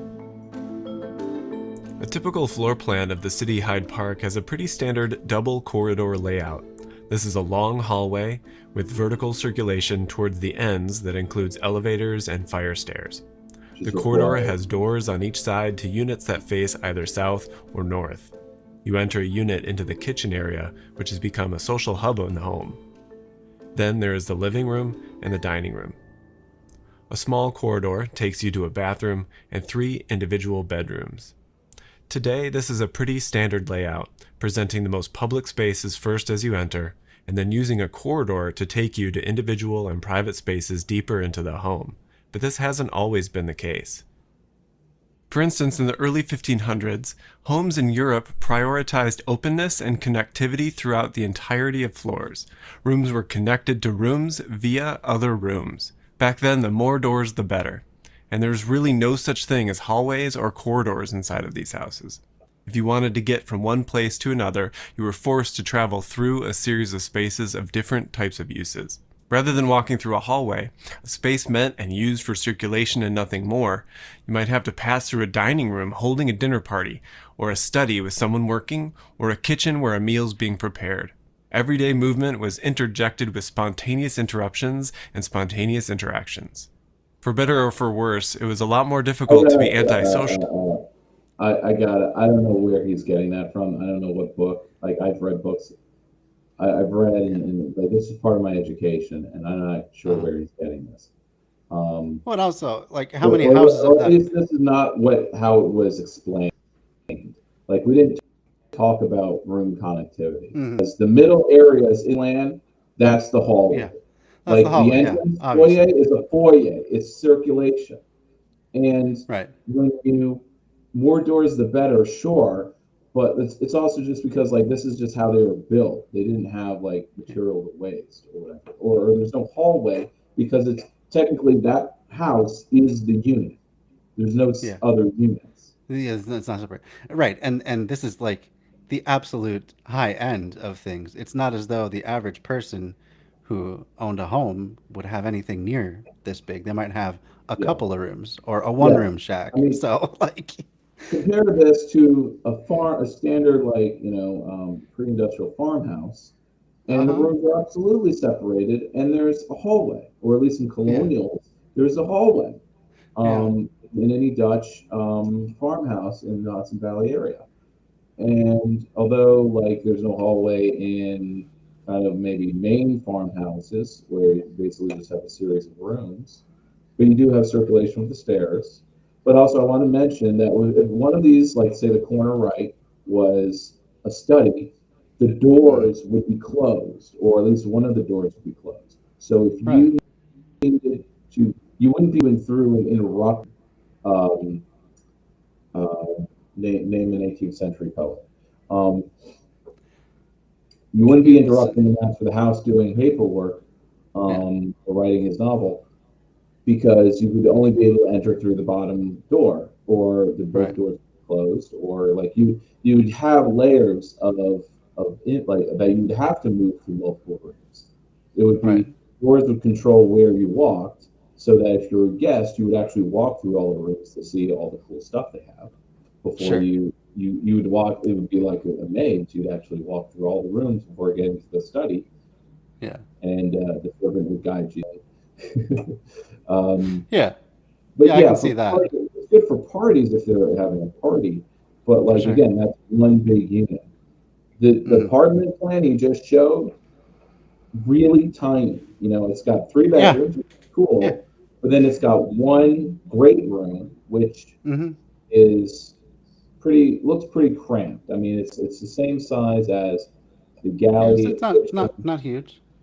The difference is that, say, the units in the building my aunt lived in, or the apartment she owned on the Upper West Side, East Side. I was getting that wrong. She didn't have a great room as much as a living room and a galley kitchen with a window.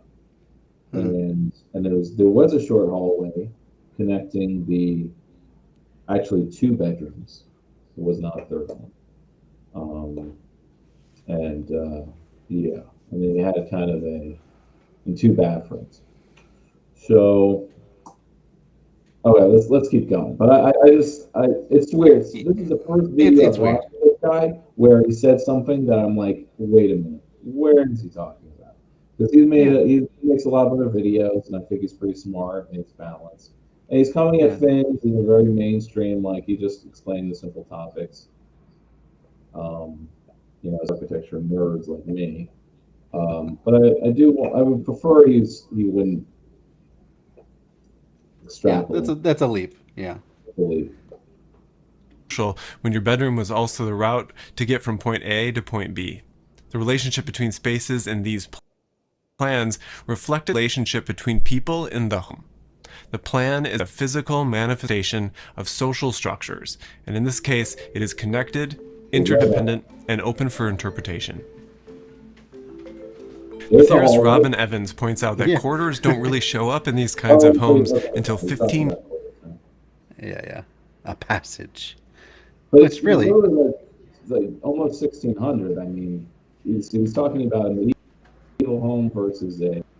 But again, these homes here, these are mansions. Yeah, absolutely, absolutely. Because there would be, well, I guess usually the servants' quarters would be actually separate, but the difference is, and maybe he'll go into that, but like kitchens were separated because that's where the servants would cook, and you don't want to watch them. Yeah, you don't want to see that. Yeah, they're supposed to be. But now, over time, the kitchen becomes somewhere where you actually do the cooking, or your spouse does. Sure. And then you have a not attached but a adjacent dining room. And now it's yes, the kitchen's become, it's cooking has not become a chore, but it's a social activity. So the kitchen is integrated with the dining. Yeah, it's part of the open plan. Which is a more recent change. So that's what he's getting. I mean, not between units, unless you have a communal kitchen. But there was a communal kitchen of sorts in my building, but I didn't use it. So I didn't, but whatever, I was antisocial. Sure.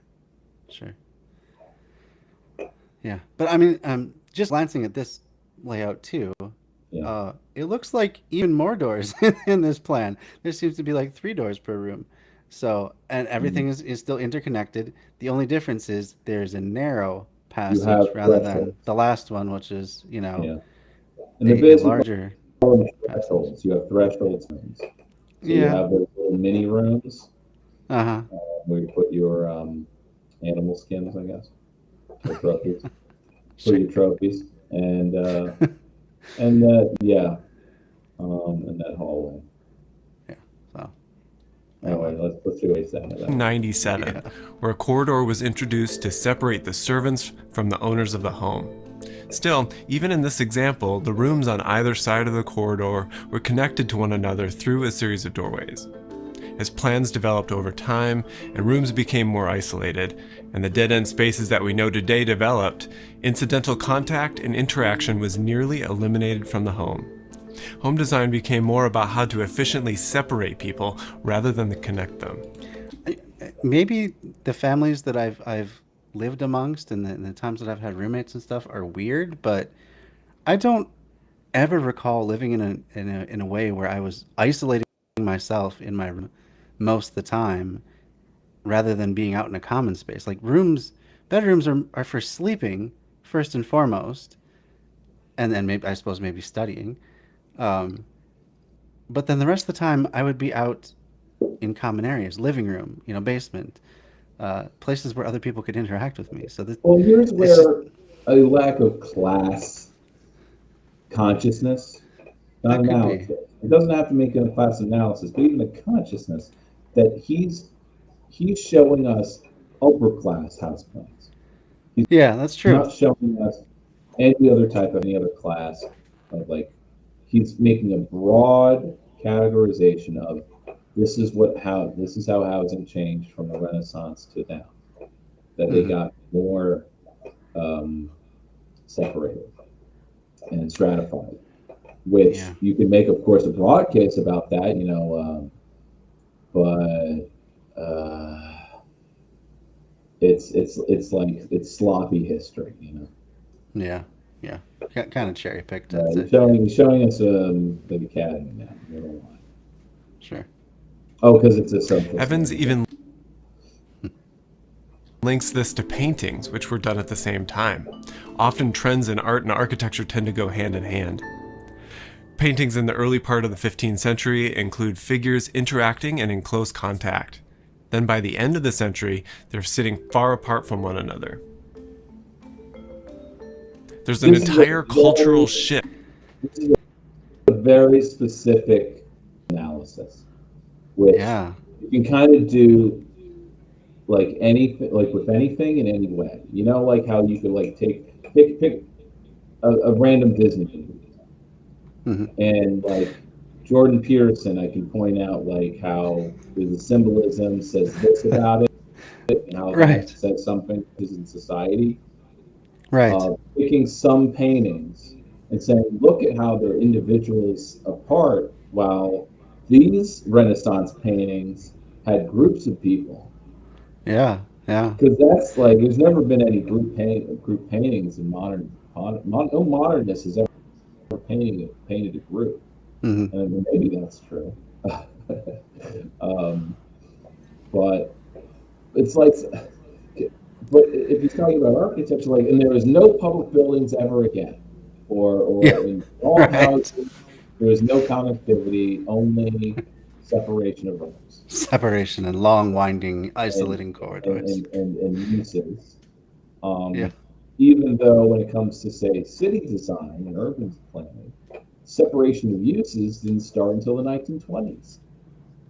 So I guess from the house to the city, it took like, a few centuries to catch up. Yeah. But it was more of a specific reason why use of in urban spaces changed. But I mean, at least in the case with like Euclidean zoning and stuff, you can make the case that by separating all the uses and putting everyone in cars and stuff, that is socially isolating.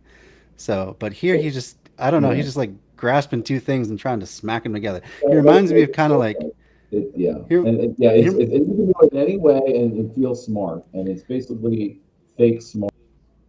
Anyone who's like smart is like stuff like this. Like, you know that if you watch this, you could interpret like it's this. And it hurts, or rather, it's sus because like he didn't say what are these buildings, what are these houses, who designed them. He's just kind of gesturing like, and then they were designed like that. Patterns. I need more than one example. Three examples, because he didn't even say when the third one was designed. Unless we need to check back, but no, I don't. I think the reason why I held off on watching this is because like I knew it wouldn't make sense. Okay, and that's probably why I was going to play this. So no, I mean it's. I mean, I'm finding it useful and interesting just to think about it. But I want to make it sure. clear. He has content that makes sense, but where I nodded along, like, okay, that was a really good, go over of that. I agree with that. Shift that seems to happen around this time in regards to personal space and privacy, and house plans register that development. But today, some of my favorite contemporary projects are actually reviving the spatial sensibility. You know what? And something else is picking at the back of my brain too, because he started this by saying that there's not necessarily a correlation between living alone and being lonely. And yet if you live alone, it doesn't matter how many common areas you have within your house, doesn't matter how it's arranged, within a you're always unit or alone. between units. That's what we're talking about. So really, he should not have been comparing this. Yeah. Well, I mean, the first project was just like the preface of the Uh-huh. case making, because now he's going to talk about individual houses again. But Yeah. again, but not again. But the problem I have with, I can only see where he's going with this, that he's going to point out projects out of an architecture magazine that are done by star architects that have very high budgets, and they're held up as high art, doing interesting things and part of some trend. Sure. And something I learned in school is that there really is no such thing as any particular trend, because we live in a heterodox culture. You know, just like on the internet, there are hundreds of subcultures or hundreds of different cultures happening and trends that are occurring. Same as in any other field. There are many trends happening.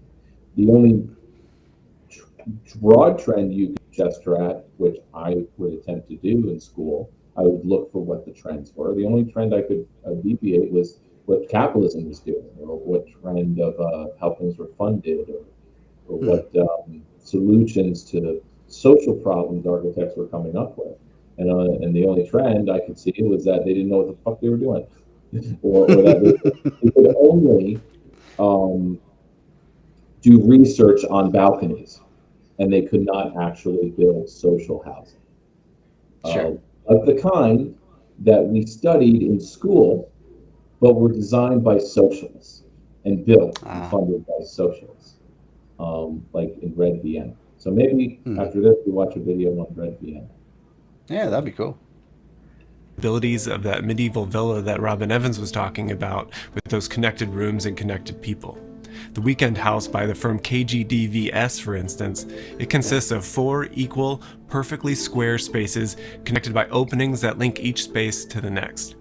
A series of rooms without a corridor, it creates a house of spontaneous interaction, and interaction through the space itself rather than any particular program in any one of those squares.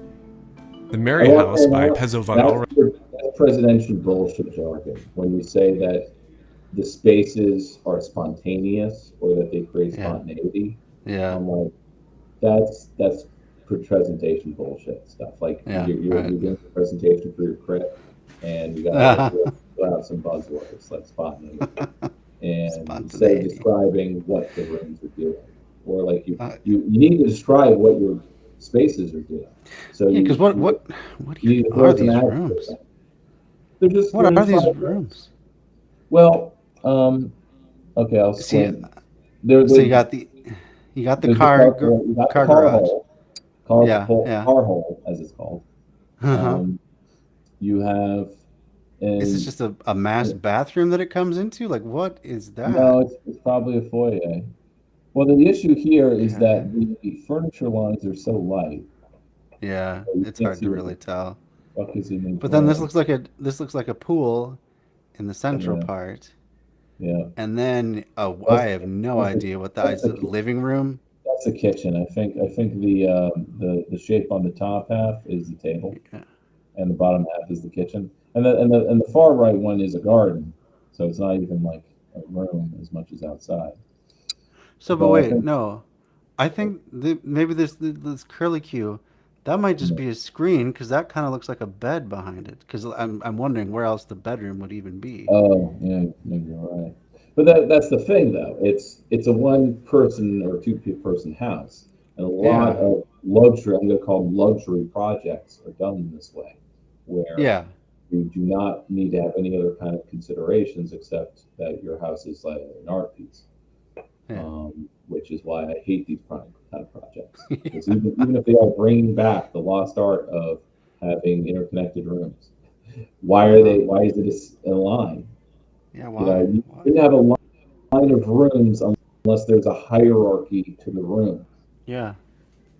If they're meant to be equal, then this should be a queue with 4 rooms that are like, that are connected like the first house. Sure. Instead, there's a hierarchy of inside or something like that. Yeah, because really, you could just That's what reorganize this. the line of rooms suggests. Like a gym, there's just a Uh-huh. line of rooms. The Sure. rooms are different sizes, progressively smaller. Each, like the bigger the Yeah. room, the less sacred it is. The smaller the room, the more special. And that's also how a house works. The bedroom or the closet where you change, or the dressing room, is the smallest room, or the bathroom is the smallest room, because that's the most sacred, it's most private. And Sure. the foyer is the most public, is either the biggest or the great room. Yeah. But I mean, this whole thing could have been designed in kind of like a cross pattern, and you could have just had whatever the common room is be, I guess it's the living room, I and would then just say have it's the lot everything be size, off of but that. I would say it's the lot size, but the exterior shot made it look like it's in the country. It looked like they had. It looks like they got some acreage there. Yeah, these Um, luxury houses are always built, and that's why I didn't pay attention to them at all in school about them, because it's just vanity projects. I mean, they're vanity you're projects and totally spend right. $500,000 on the house itself, Right. regardless of where it's built. But they're always building, and that's why I hate all these mainstream eco house or sustainable books where the house is a in the woods project. What about when you have an urban lot? How do I design an ecological house in an urban lot? Is Yeah. it possible? Can I replicate all of these techniques? I don't know. I want to try. Right. Well, like all these detached, eco living in the countryside. This is just kind of a smoke and mirrors sort of thing because you're still 100% dependent It's on eco-fascism. the urban infrastructure. It's eco-fascism. Yeah. All the I mean, do you know the meme where it's like, oh, there's all these Gen Zers, they're in the cottage core, but underneath, they're just trying to be co-opted by eco-fascist. yeah. I mean, I think there's some legitimacy to that. Just criticism. like the emo tech girls were co-opted by crypto fash, Bitcoin collectors. And then you ask him, like, what the fuck are you talking about? Anyway. Let's finish this up. Of spontaneous interaction and interaction through the space itself rather than any particular program in any one of those squares. Yeah, no program. The Mary House by Pezzo von Ulrichshausen, it takes it even a step further. Pezzo von Ulrichshausen. Yeah. There's the name. By doubling the number of rooms. Each one is still perfectly square and identical in the plan. What is going on here? Rooms connect to rooms, identical in plan, but made unique by adjacencies to other spaces. Each room cannot exist in isolation, and neither can the people that inhabit this. Oh my god, this strikes me as either a day spa or a cult compound. Well, this is something that many of these, sometimes when it comes to the really where the book is it's an art book with architectural projects and houses in it, there'll be a paragraph of information that gives very little context. It'll be a blur by the firm giving that presentation bullshit spiel where it says it's spontaneous. He's reading his research, by the way. This is what he's reading. He's reading the blurb that the firm gives for the project. It's got to be, yeah. He's not interpreting it. He's reading their blurb. He's just regurgitating. Points off for that. But can you rewind 5 seconds to the plan? Oh yeah. House by Pezzo von Ulrichshausen, it takes it even a step further by doubling the number. What am I looking at here? Well, you're looking at a floor plan. I know, but nothing. Why would you need to have a bathroom the same size as every other room? Because you can afford it, dumbass. Yes. And yes, that would be my reaction to a house plan like this. And what? I do appreciate that the room, not all the room. So you have the one line where all the entryways are big. And then so you do have a hierarchy of the top 5 which are the public-facing. True. Yeah. And I the see private that. rooms are on the bottom 5. Those are the bedrooms, your bathroom. And those have doors that are they're not centered, they're skewed.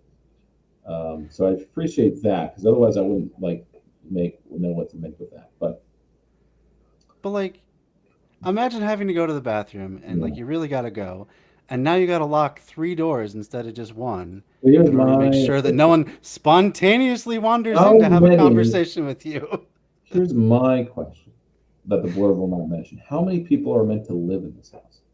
That's a good question too. And Like, I usually see, it's 2 to 3, maybe yeah, 4. I see If they have 3 kids. bedrooms here. But usually if it's a couple with kids, they will mention that and say, "Oh, the architects had to change their design so that it was Change everything around for those kids, goddamn so there were kids. spaces for the kids, and that the kids, it was part of the challenge, I guess." And a house like this says this is for a couple people, or 8. Yeah, right. And Who just even want to though have a there's cool two design house. Well, there's 2 master bed. Oh, actually, no. There's There's 3 beds. bedrooms. One looks like a kid's No, room, there's beds for and then like 6. But yeah, maybe that middle one is the kids' room. Yeah.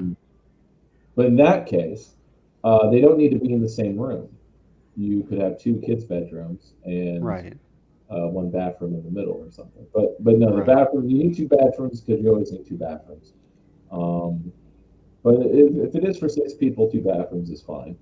But yes, they're all uniform sized rooms because they can afford a fridge. Okay. And it messes, and you like symmetry, right? You have a good house. Oh, it is quite symmetrical. That is for sure. Even if there's so much wasted floor area. Okay, we can. Yeah.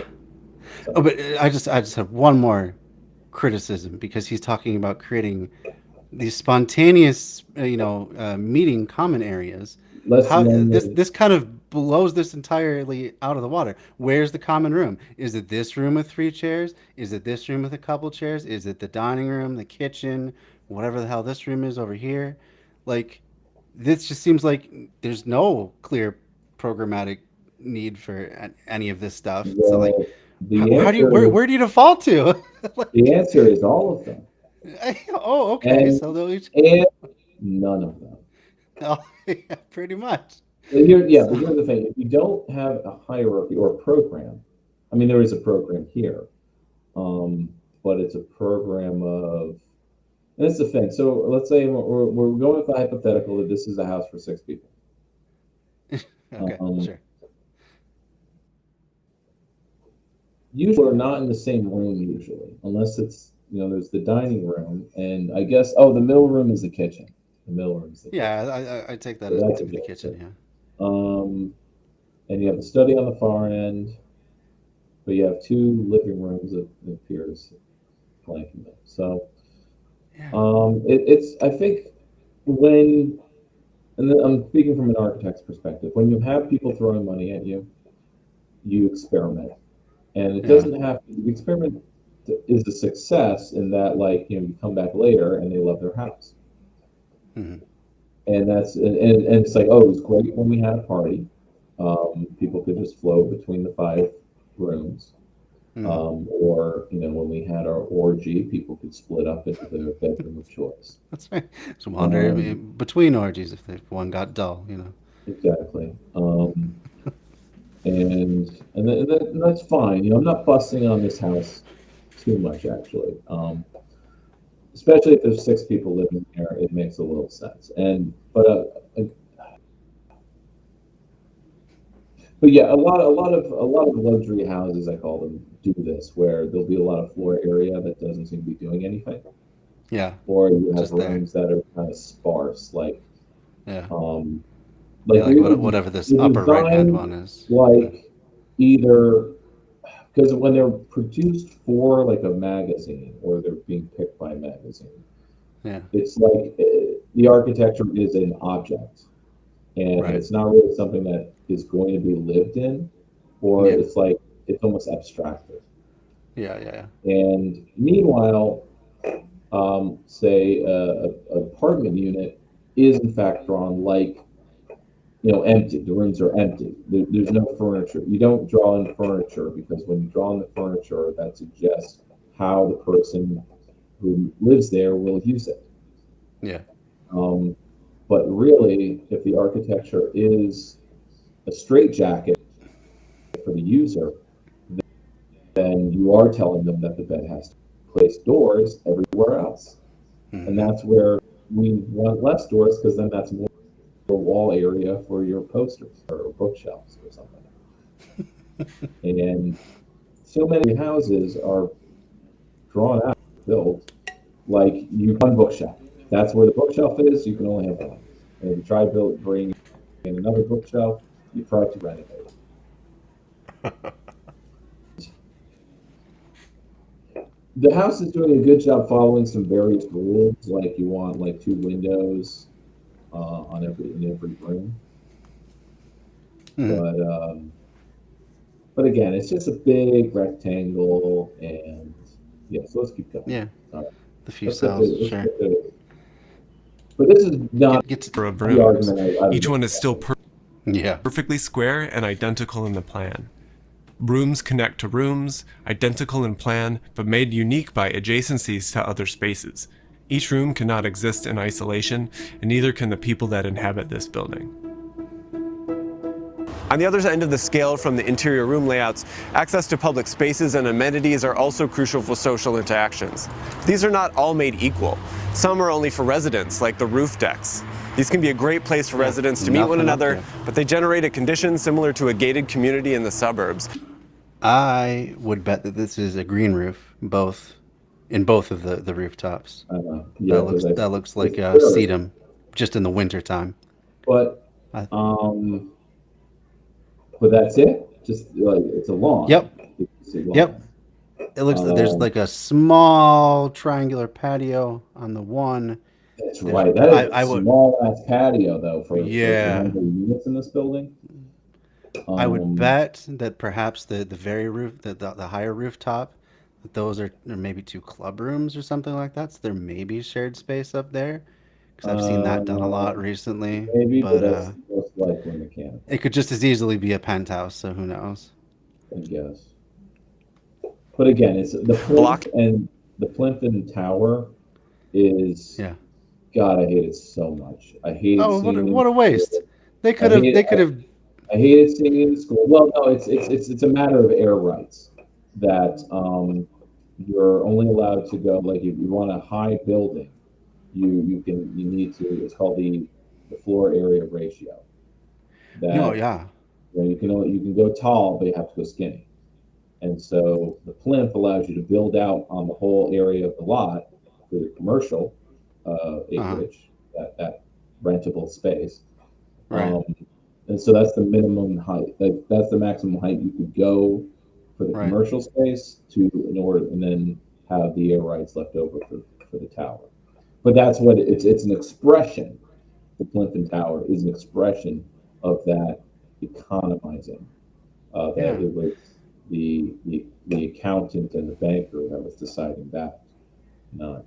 But the effect is just so inefficient. Like, why stack every floor up on that one tower? Why not distribute it around the surface of the plinth? You could even have an interior courtyard with more, common areas for people to interact. You would then have the people around that courtyard too would be no more than probably 2 or 3 stories up. So you would have that ability to yell down to neighbors who are down in the common area. So there's the marketability of a void courtyard, which is aesthetically pleasing, but I think the markedly pleasing aspect is to have that double loaded corridor where everyone has a view out.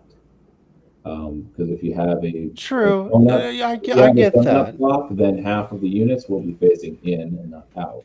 So you can't sell those units as you have a view, because the view is something you're also paying for.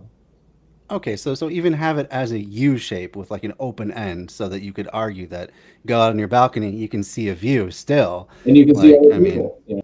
And you can see other people, and if the people, the person to person interaction is the selling point, why not make it easier to interact? I'm So just when at a I loss. did my third apartment project, which is just a 9-unit slab, and it was a single loaded hallway slab. It was also a triangle lot, so I could only like fit a slab on it. I mean, others and other things. So I designed the slab so that there would be a common area on the ground, and I put a roof terrace on the roof, or I put a terrace or patio on the roof. And those are the common areas. Otherwise, it's, you know, a 9-unit with 2 units on each floor, 3 units on each floor. Only a few stories up, you know. And this is in Harlem. I had a sort of funky pattern as a facade, but I mean, that was an afterthought. But this kind of the zigzag thing it's definitely like this looks like a college project. Yeah. From the uncreative type, I suppose. But sure. But yeah, I think the U would mean. Well, I mean, there are lots of apartment blocks that are what you described. Two-story commercial. You can see one in the background right there. Shape above. No, those are just tenements though. Those aren't. There's no commercial. Oh. But yeah, I know what you mean. But I mean, it could be that, but on top of the commercial plinth, like. I guess we got to ask the studio game. Yeah, I guess so. And hello to Revolutionary Underground. How you doing tonight? We're looking at some urban planning videos at the moment. Looking out the rest of the world. This is maybe great for security and safety, but it limits the types and amounts of social interaction that's possible. The ground level of this building includes a mix of businesses and retail that are meant to bring people together. Taking a close look at City Hyde Park, though, So he's so reading off of some copy. It's so sad. Right. There are other videos where I swear he has written it himself, and it doesn't come across so like fake. Well, that's good to know. When he says like commercial spaces bring, that's, I mean, I guess that's standard like what's written in magazines. You know, it's just so liberal. It's just liberal. Well, right, and the fact that he's running all these social interactions through either just being at home or a commercial shopping experience, and well, where he's does talking about market items? So these units, these apartment blocks, these are commodities. Right. It's all just commodified interactions. He's talking about sociability through the lens of consumption. Because right, that's what I'm getting at. Yeah, the residential unit is also something you consume. The view, the rooftop terrace, or whatever, the lawn that's going to be there, and he can't recognize that, or I mean, it's not part of his channel's thing. I mean, he's not allowed. Prerogative. Yeah. He's an actual practicing architect, or is a teacher actually. Okay. That's kind of where. It's weird that this is this is an odd out video for him. That most of his videos are like he's talking like an architecture professor. Now he's talking like an architecture magazine. Well, cool. Well, we'll have to dig into more of his videos another time to see what else he's got to offer. For example, we have something like a Whole Foods, a bank, and an Orange Theory. And now there's nothing wrong with having commercial spaces on the ground floor, and they are valuable things for the neighborhood. But they too limit the publicness of the effect. Okay, so he's at least addressing that a little bit. Glad to hear that. The Tulu, for example, is a form of communal. But then he just kind of glossed over it. Now we're. It's a luxury project, though. I mean, they have budgets, but yeah. But I think I've seen this before. But okay. Residents of the Hakka people in South China. While Tulu are almost completely closed off to the exterior for defensive purposes, on the interior they create a bustling and richly decorated and active life. They do this by distributing living and its parts in very unique ways. Hundreds of people might live together in the circular configuration, and families are often connected vertically within the structure. The common areas, bathrooms, washrooms, as well as water wells, and even the farmed land around is common property, not owned by any single individual or family.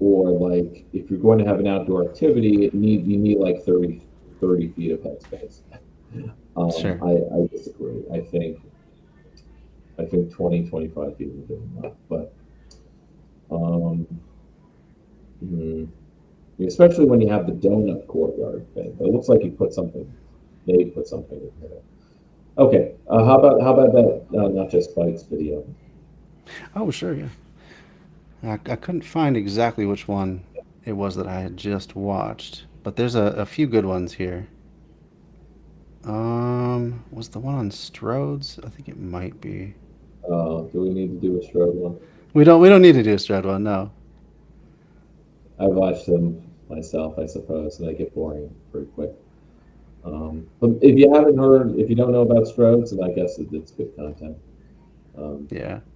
It's the combination of a street and a road. The road is for going from one place to another. A street is for living in and doing things as a person, not a machine.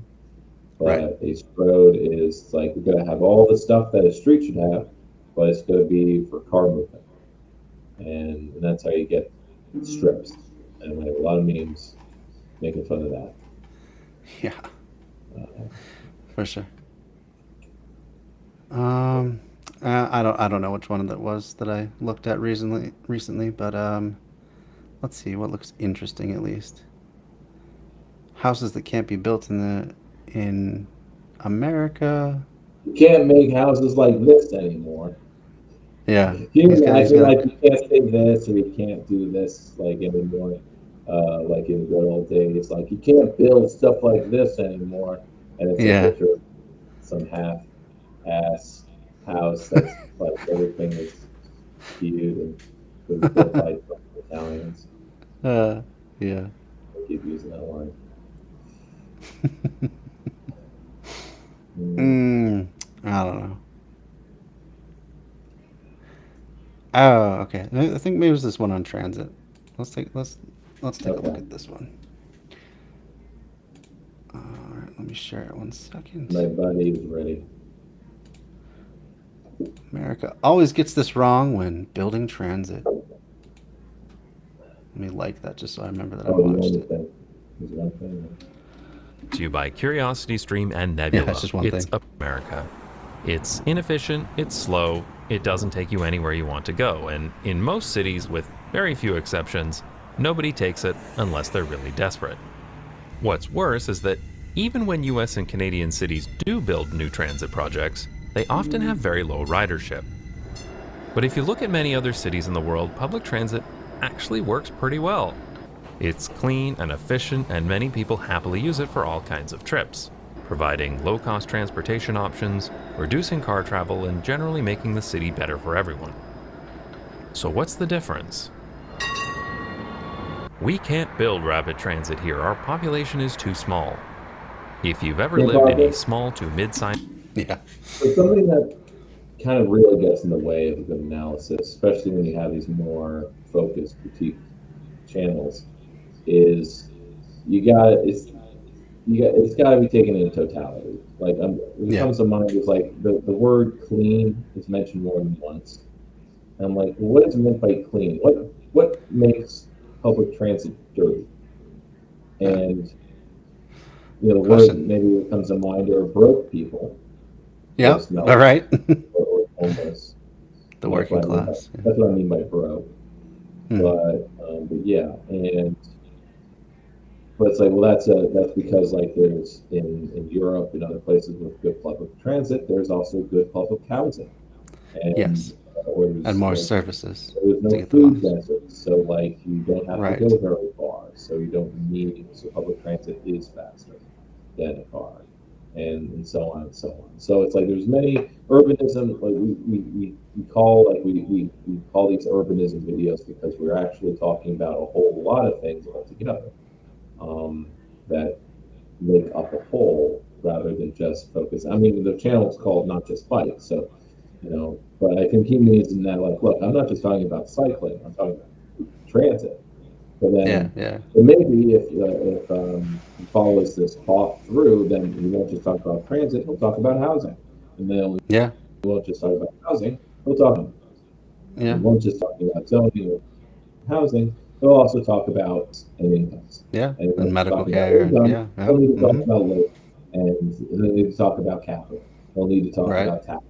Right. Right. Because when it comes to It all flows. what's different between America and Europe and in other, well, in Asia, East Asia, the difference is social democratic governments. The difference is there is collective politics that occur.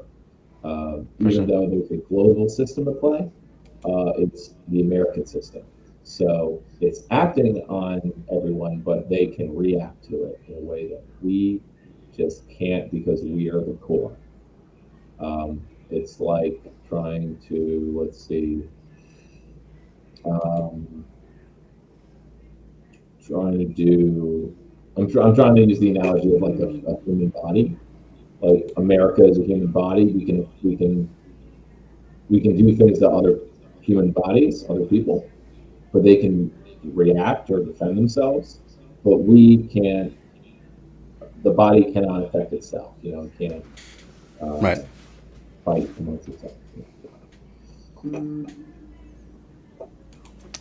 Definitely agree. The American system is geared towards fossil fuel production and selling cars. And commodification of transportation. That was our major industry for most of our, most of the 20th century. We made cars. Yep. As U.S. or Canadian city you've probably heard before. I've certainly heard it said in my car-infested hometown, London, Ontario, Canada, a city London, with no Canada. rapid transit at all. Just some infrequent bus service that's constantly stuck in traffic. A few years ago, there was a discussion in my hometown about building an LRT. That's the North American code word for tram because streetcars have a bad name. Mostly because they're built wrong and always get stuck in traffic. But anyway, it was decided that ridership numbers couldn't justify building an LRT, so the plan was downgraded to a BRT, or bus rapid transit. And then it was downgraded to maybe regular buses, or maybe not happening at all, but I made a separate video about that.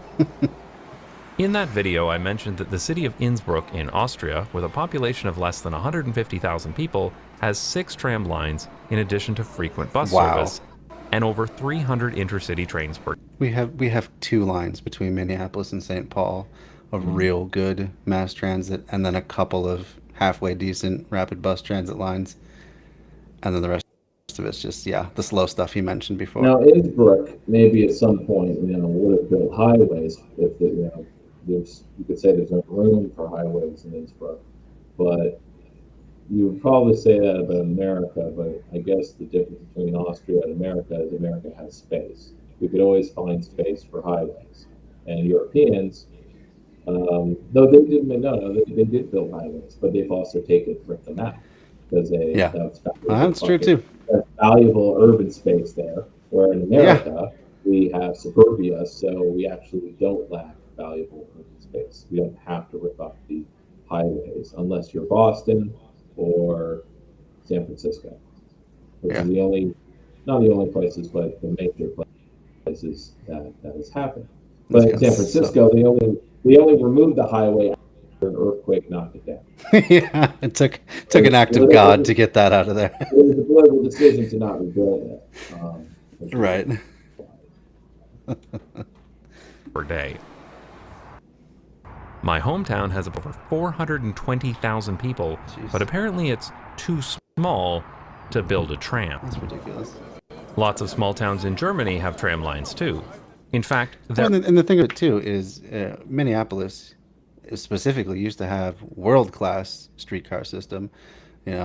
Planners from other parts of the world, other parts of the country would come and study what we did because we just had so many good functioning streetcars. But then apparently the mob bought them up because they were a private infrastructure. They were not publicly owned. And so they were basically just there for the taking. And they tore them up for parts. There are still some lines underneath some of the streets. But it's been so hard. We've gotten like... They were going to buy the car to also rip them up. Right. Yeah, I'm sure that was the end point of that conspiracy. I would have to look at how it occurred in all, but it's a story that's repeated.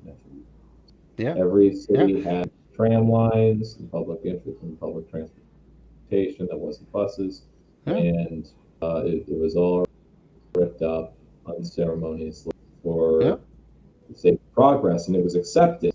Well, we're all driving cars now, and so it's great. This is the new way. Cheap, and it's efficient, well, not efficient, but it's fast, and we can go anywhere with it. We're not constrained to the city limits. Yeah, lots of things at play, all market-based, all commercial. And it really wasn't a movement against it, even like, because there's bigger fish to fry, but like, there was no anti-highway protest by the left in the 50s. Right.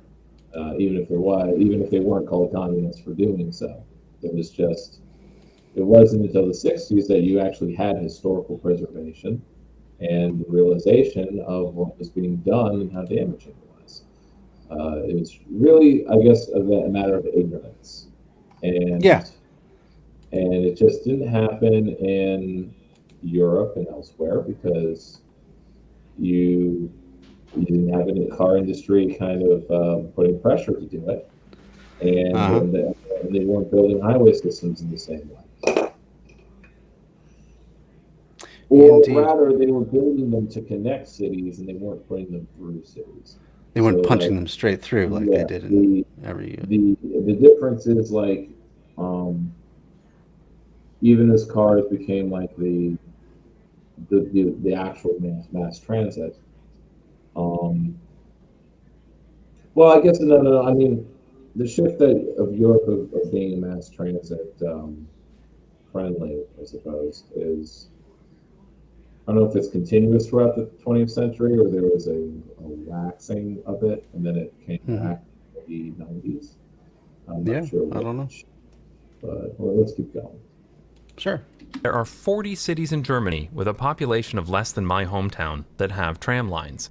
Oh, sorry, wait a second. Bielefeld doesn't exist, so it's only 39, but that's still a lot. And what's even more ridiculous is that my hometown did have a streetcar in the late 1800s, but it was torn out in the 19... What's that? Is that a joke that just went over my head? Yeah, that's what I'm trying to figure out. Like, he put in a fake German name and like, fake German. Oh, because there's so many cities, I guess, like, you could make... I'm not quite sure what the punchline is supposed to be. City. I mean, there's Bielefeld or something like that. It seems like kind of a weaker attempt at like what John Oliver does, where he's like, and next Turkey, but you idiots are so stupid that you don't even know that's not Turkey. That's a picture of my boot, and like, Okay. Yeah, maybe. That would be my reading of that. In 40s. So somehow, when the population was less than 1/10 of what it is today, it could support a tram, but now it can't. Why? The answer to this question is the true reason why public transit sucks so much in North America. It's because we don't build our cities for transit anymore. Today, cities in the US, Canada, and other places like them are built for cars. It didn't used to be that way. They all had streetcar lines. Seriously, look it up. Los Angeles had the most extensive electric streetcar network in the world. Every major And even places like Regina, Saskatchewan and Chattanooga, Tennessee had streetcars. But nowadays, we don't build for transit. Instead, we build for cars. And when traffic becomes a gaping wound that is bleeding us dry, we try to apply the transit band-aid because we've heard that transit can reduce car usage. This is exactly the situation that London found itself in when it couldn't afford to widen this road to 6 lanes. But public transit doesn't work that way. In order for transit to be successful, it needs to have people to ride it and destinations those people want to go to. I know, really mind-blowing revelations here. That's true. This means that people need a transit stop near to where they live and near to the places they want to go. The area around a transit stop that can be accessed by walking is called the walk shed. I guess then the area accessible by biking should be called the bike shed, but that just sounds wrong. So this area around a rapid transit stop is some of the most valuable and critical land in the whole city, and this is the key to a successful transit system. Unfortunately, we don't treat this land as if it were important. In the US and Canada, we often subject the area around transit stations to the same strict regulations that prioritize cars. For example, minimum parking requirements that require a certain amount of parking spaces to be built alongside any new development. This doesn't just guarantee that it will be easy to drive here, it also steals valuable land within walking distance of a transit stop that could be used for somebody's home or somebody's destination. This is what the... Yeah, this is a good point that Strong Towns, I think, is usually right about, where they just talk about it's okay to have a park and ride for your mass transit, but don't put it right next to it. Like, put it a block or two away at the very least, because like you said, some of the most valuable real estate is right around that area. Some of the area that you want to activate the most is right around a transit stop. So don't give it then back over to the cars. You're just shooting yourself in the foot. You're going backwards again. I'm sending you a video that's probably more fun than this one. Oh, okay. Have you had enough of this one? You want to move on to the next, or? Yeah, obviously he's going towards like, well, we just don't have the right zoning for transit and land use, and they usually don't. This kind of narrative doesn't usually touch on like the funding stream for roads, that funding, any new infrastructure bill through Congress is funding highways and lane widening. This is where state funding goes, and it's not going to mass transit. It's just a matter of, it's a political choice. It's not just, we don't build well, when he says we don't build cities for mass transit, he's kind of talking about land use and zoning, right? But to me, it equally means we don't fund mass transit for cities, or we fund cities for car driving. Yeah, we fund all the car infrastructure. If we stop funding highways and stroads and development for stroads, that's infrastructure that's paid for by the public. It's still public money that pays for all of that infrastructure for suburbia. If municipalities and counties stop doing that and saying, we're not going to fund that actually, we're going to fund inner city infrastructure and improvements that will then include mass transit or tram lines. And then people will move to the cities, or developers will develop in the cities and not in the suburbs. Got to close the spigot off eventually and say there's not going to be any new development in the suburbs, or rather, not a matter of being authoritarian about it, but just we're not going to incentivize it anymore. We're not going to. You allow something based on what you fund or what you don't, or what you allow and what you don't. You don't even have to pass a law. It's in the budgets. The budget is 90% roads, pothole filling, and so on. Yep. Yeah. Good points. So yeah. All right, So we can go to the next video. Yeah, we can move on. Which is just about the worst light rail. So it's definitely connected. The building rail. Okay. City nerd. Yeah. So as he mentioned, as the last one mentioned, rail stops or mass transit stops where there's just no development around it. It's not transit. It's supposed to be transit-oriented development, but the zoning doesn't actually support that. So right. They're supposed to here in Albany. Rail transit. But it's happening to some extent. It's just not coming to fruition quickly. Cool.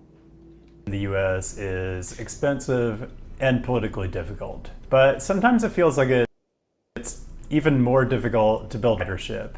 Underfunded service, weird network design, bad land use around stations, So today we're going to investigate the 10 most underutilized urban rail systems in metro areas around the US, and it's coming up next. This is City Nerd, weekly content on cities and transportation. Viewer suggested topics, always welcome, and this is yet another. In the comments on my Workhorse Streets video, Hello Xander said, "Your videos are the niche content I've been looking for and lack the focus to research myself." Thanks, I guess. Video idea, most versus least effective rail systems. Dallas has relatively low ridership relative to the high number of light rail miles. Seattle has a relatively high ridership relative to the low number of light rail miles. How do other systems fare? I think it's a cool thing to investigate, and guess what? National Transit Database to the rescue again. In previous videos, I've used unlinked passenger trips and vehicle revenue hours from the NTD to look at service and ridership in urbanized areas of the US, but today I'm doing something a bit different. You see, the NTD also has a database of system track mileage. You can slice and dice it all kinds of different ways. The track mileage comes in multiple categories of at grade, elevated, and below grade. But for this, I'm just gonna look at raw total track miles. So this is gonna be real simple. I'm using unlinked passenger trips, essentially ridership, as the numerator, and total track miles as the denominator. So the measure of effectiveness is annual passenger trips per track mile. In other words, what we're going to do here is identify and shame the cities that are getting the least bang for their buck on the rail system they build. A couple additional notes. For this analysis, I filtered out commuter rail or regional rail or whatever you want to call it, because those systems by their nature connect further flowing suburbs and typically have lower frequencies. What is included here is heavy rail, so subways and Ls, light rail, and I included streetcar too, since for me personally, it's functionally the same thing as a lot of US light rail. For the list itself though, I'm not going to include cities that only have streetcar, because then the list would be kind of funky and not really that interesting. I will share the worst performing streetcar systems when we get to the honorable mentions though. And just to provide context, let's look at the ridership per track mile of America's best performing metro area, which is of course New York. This includes the subway, but also the PATH train, the Staten Island Railway, and the light rail lines that serve the New Jersey side. I'm looking at 2019 data, pre-pandemic as usual, and it's a hair over 3 million annual passenger trips per track mile. This is head and shoulders above every other US city. In fact, there's only one other metro area that exceeded even 1 million trips per track mile, and that was, well, hit the pause button if you want to stop and ponder it first, but time's up, it was Boston. 1.3 million trips per track mile. Chicago, DC, San Francisco, Oakland, and actually Atlanta all closes. Their subway, Boston subway apparently closes like at, I don't know, 10, 11, I guess. Which one is that? The Boston subway. Oh. So it I doesn't hate that run. sort of thing. It doesn't run late night, as people told me.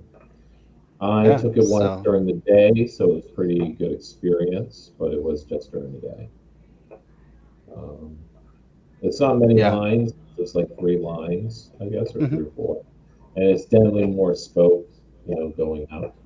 So, take it as it is. For sure, for sure. Also exceed 500,000. Again, this is just to set the context so that when I show you the ridership per track mile of the 10 cities that unfortunately made this list, you have something to compare it to. Okay, I think I've framed this up sufficiently, so let's get into it. Number 10 is Denver, 188,000 trips per track mile. As we go through, I'm gonna talk a bit about what might be contributing to each of these cities' underperformance. For Denver, the RTD rail lines run every 15 minutes at best, which is really not great frequency for urban rail, and that's gonna be a theme that runs through this whole list. For land use, let's look at Southmore Station, which is on the E and H lines. Keep in mind, this isn't even in the burbs, this is actually in Denver proper. So let's see. Platform less than 30 feet from active freeway travel lanes, check. Adjacent land use is the backyards of some single-family homes. Excellent. Park and ride with a weird pedestrian underpass under the freeway. Oh. Yeah, that all checks out. Can't imagine why ridership isn't stronger. Yeah. Number 9 is Salt Lake City. Mountain West. This is not off to a good start. 153,000 trips per track mile, and their lines also run every 15 minutes at best, just like Denver. I hate to roast Salt Lake City because it does punch above its weight nicely when it comes to transit, but we just have to check out the land use. Let's drop down into Fashion Place West, which I suppose is named after a mall that's over half a mile away. I don't know. I like to keep my station area analysis within a quarter mile. So let's check out what's in the catchment area. A huge freeway interchange, which is always a plus. A bunch of surface parking, a self-storage facility, a plant nursery, single-family housing. Yeah, I know every station on the track system isn't like this, but yikes. Number 8 is Baltimore, 151,000 trips per track mile. This includes both the light rail, which, same as the others, runs every 15 minutes at peak, but it also includes the subway, which runs every 8 minutes at peak times. That's certainly not... So something about like transit-oriented development is like the station placement wouldn't be a bad thing if all the adjacent land was rezoned into like, okay, you can build like 3-story stuff here. Yeah. And true. Minimal, if not no, parking requirement. Yeah. So just really minimal parking requirement, because you could see that it was full parking requirements when it came to like around that, and the rest of the examples he shows.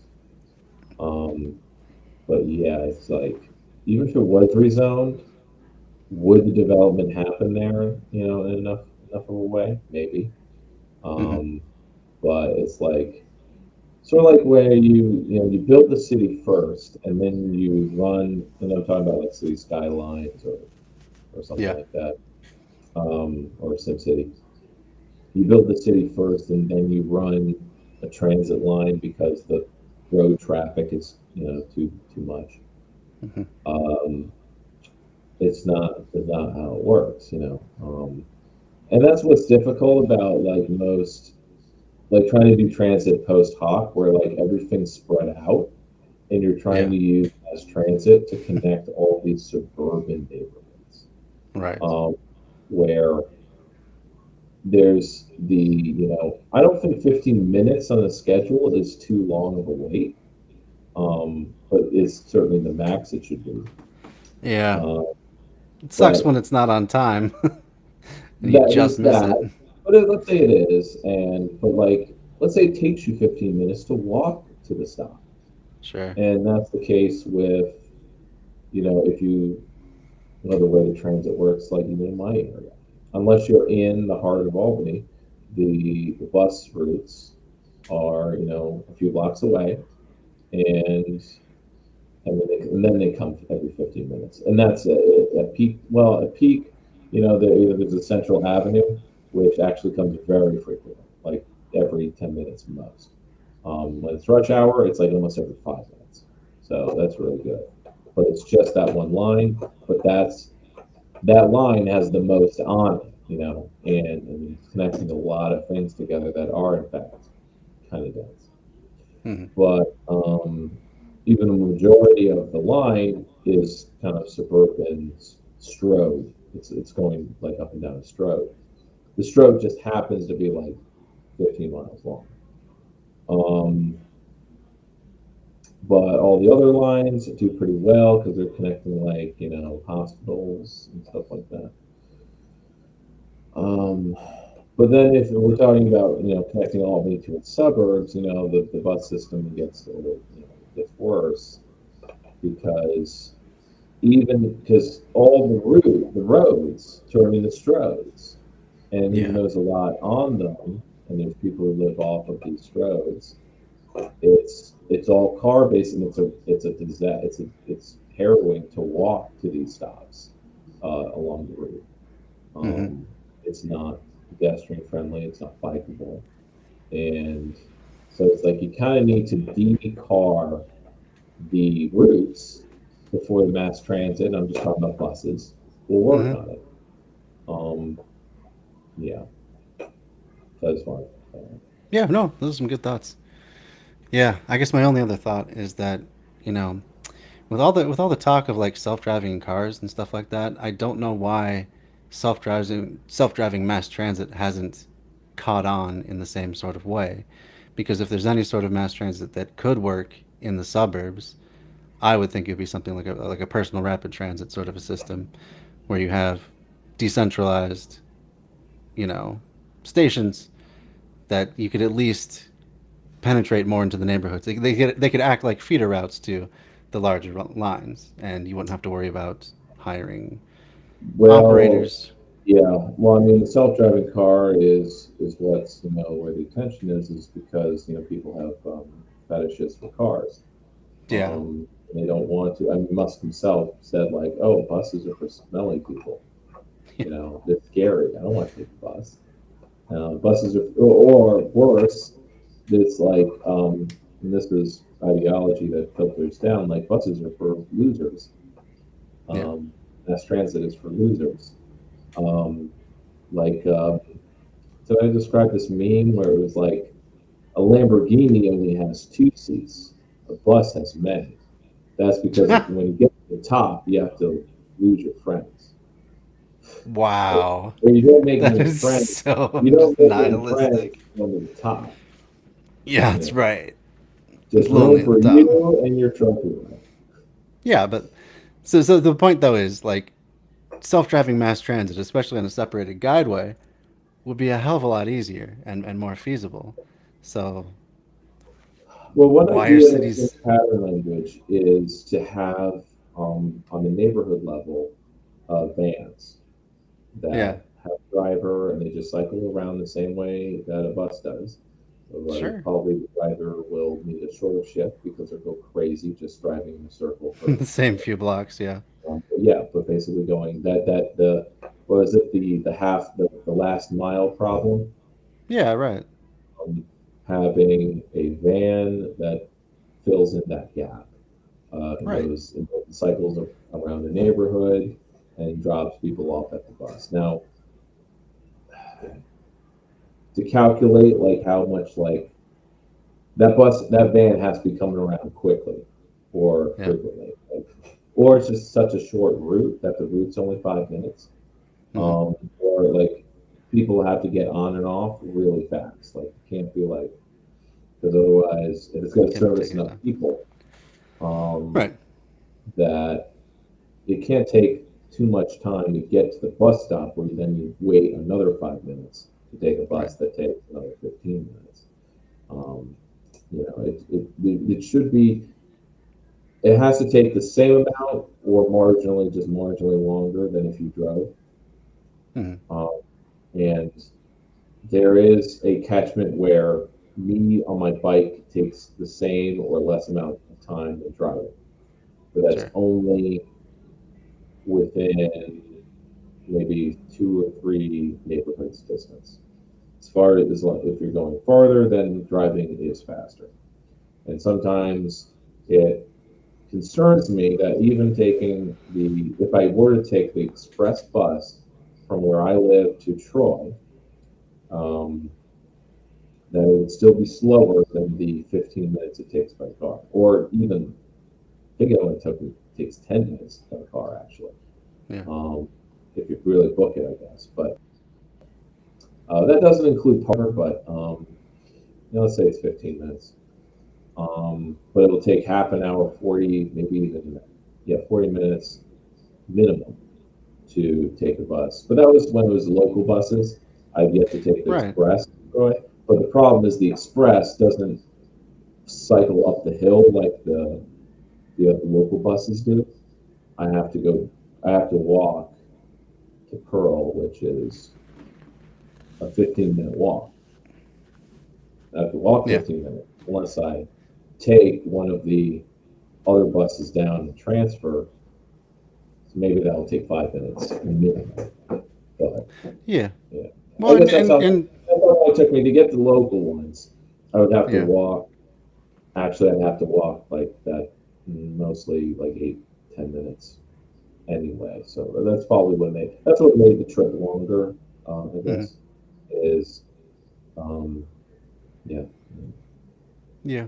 Well, I mean, even the idea of expanding the service shed, I guess you would call it, with bikes. Most mass transit, unless you're talking about a light rail sort of a system, is not really equipped to handle more than a couple of bikes. Like, you know, I don't even think. We have bike racks on the front, but those only have like hold two. Yeah, a couple. There's a Yeah. third person. Right. What do they do? Question is never asked of anyone at the ribbon cutting. But anyway, I suppose we can But continue so on far, I have not been in a situation where I've been that third person. that. Yeah. Well, I mean, just that just says to me that it's like, you know, we can accommodate the odd person, but this can never be the way of doing things. Because it usually isn't, though. Right. It's just that, you know, once in a while you get someone who really loves biking and stuff and willing to make that. People bike within their city, and if they're going outside their city, they'll just be on the bus. Yeah. Because we don't have a lot of using a bike to solve the last mile problem. There is no last mile problem. You just don't go. If you're going, that's where the car comes in. I have to take a car there, or I have to get a ride. So that's why mass transit is still hampered in any small American city. I guess that last mile problem. So it needs to be solved with a lot of fucking biking or but that's where the light rail comes in. But we're not going to do that. I don't think it's physically possible. Yeah. Right. Well, and you know, biking too is hampered by the danger factor, especially in the suburbs where you have virtually zero bike infrastructure unless it's like an old abandoned, you know, cargo train line that's been converted into a trail. This is where this is actually like it's just one sector, but it's a strike against all prefigurative politics. That like we can do little things for the world we want, and they'll build up to replace the status quo. But in this situation, that can never work. It never does. We have to fight and limit cars first, then the other stuff can work. And that means shifting spending and zoning away from cars towards mass transit at the same time. We can't increase mass transit and expect people to drive less. Yeah. And that is something that many figured out with the police, that we can't have better policing or more better emergency services until we defund police. Yeah. And so we need that same attitude shifted to every other policy proposal. That if we want better health care, we need to shift spending. If we want better housing, we need to shift spending. If we want, in that case, sometimes it's a matter of the state or governments to money in the first place. Maybe that war was lost long ago, where the spending was shifted from the public sector to the private sector. But again, it was a fluke that the public sector was spending money on things in the first place during the New Deal era. Yeah, man, that sure seems like an uphill battle because, especially politically, if your cycle in office comes around once every 4 years, well, that lag may not have kicked in at that point. You might still be in the point where you've shifted funding, but you haven't gotten the new resource up to speed in that same time. That's where it's not about the building out, it's the limiting. The limiting is not something that takes 6 years, you can do it in 2. That's what the Ghent plan was all about, that they made a plan in 2 years, they implemented it in another 2, and everyone was happy with it in another 2. So I guess that is that 6-year process, but just keep yourself to that. You just need this, if whatever your platform is, you should be able to roll it out in 6 years and not say, I need another term. Yeah. Okay. Because that's where you lose a lot of people if you haven't finished the program yet. True. Or if and that's why one president will get blamed for the next president's, thing, or for sure. Say, oh well, Biden's still working off of Trump crisis, and Trump's problems are working off of Obama's problems. Sure. I'm just going to speed it up just a little bit so we can get through, because I only got a few more minutes.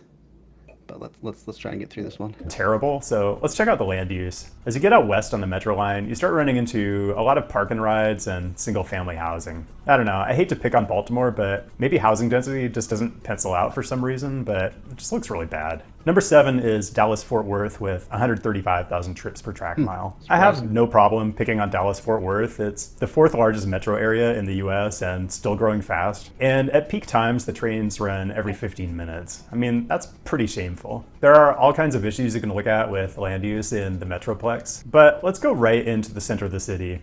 The MLK station on the dark green line is about 2 miles from downtown, and this is what the land use looks like. I kind of don't want to get into it, but I would just point out how the neighborhood was characterized on the redlining maps of the 1930s. An area of old houses, not well kept, mixed population. I'd love to think we're a lot more enlightened about how we invest in communities these days compared to the 1930s, but I'm just not seeing the evidence here. Number 6 is St. Louis, 132,000 trips per track mile, another system that runs trains every 15 minutes at peak times, and another city I just hate to pick on. I actually like the land use around most of the stations in St. Louis proper, but man, after you get past the Delmar Loop on the Red Line, you start running into these stations that are situated in kind of industrial craters. Like Wellston, I mean, in the biz, I guess we would call this an opportunity site, except the Red Line's been open since 1994, so when does an opportunity site become something that's just never gonna happen? St. Louis folks, let me know what you think. Number 5 is Pittsburgh, 125,000 trips per track mile. Not a city I really expected to be in the bottom 5. Like St. Louis, the trains run below grade downtown. For land use, it actually wasn't that easy to find a station area to make fun of. It's maybe more the operations, like, yeah, it runs below grade downtown, but once you get out into the neighborhoods, the sections where the land use is pretty good, it's running on street in mixed traffic, and the sections where it runs in its own right of way, the adjacent land use is really poor.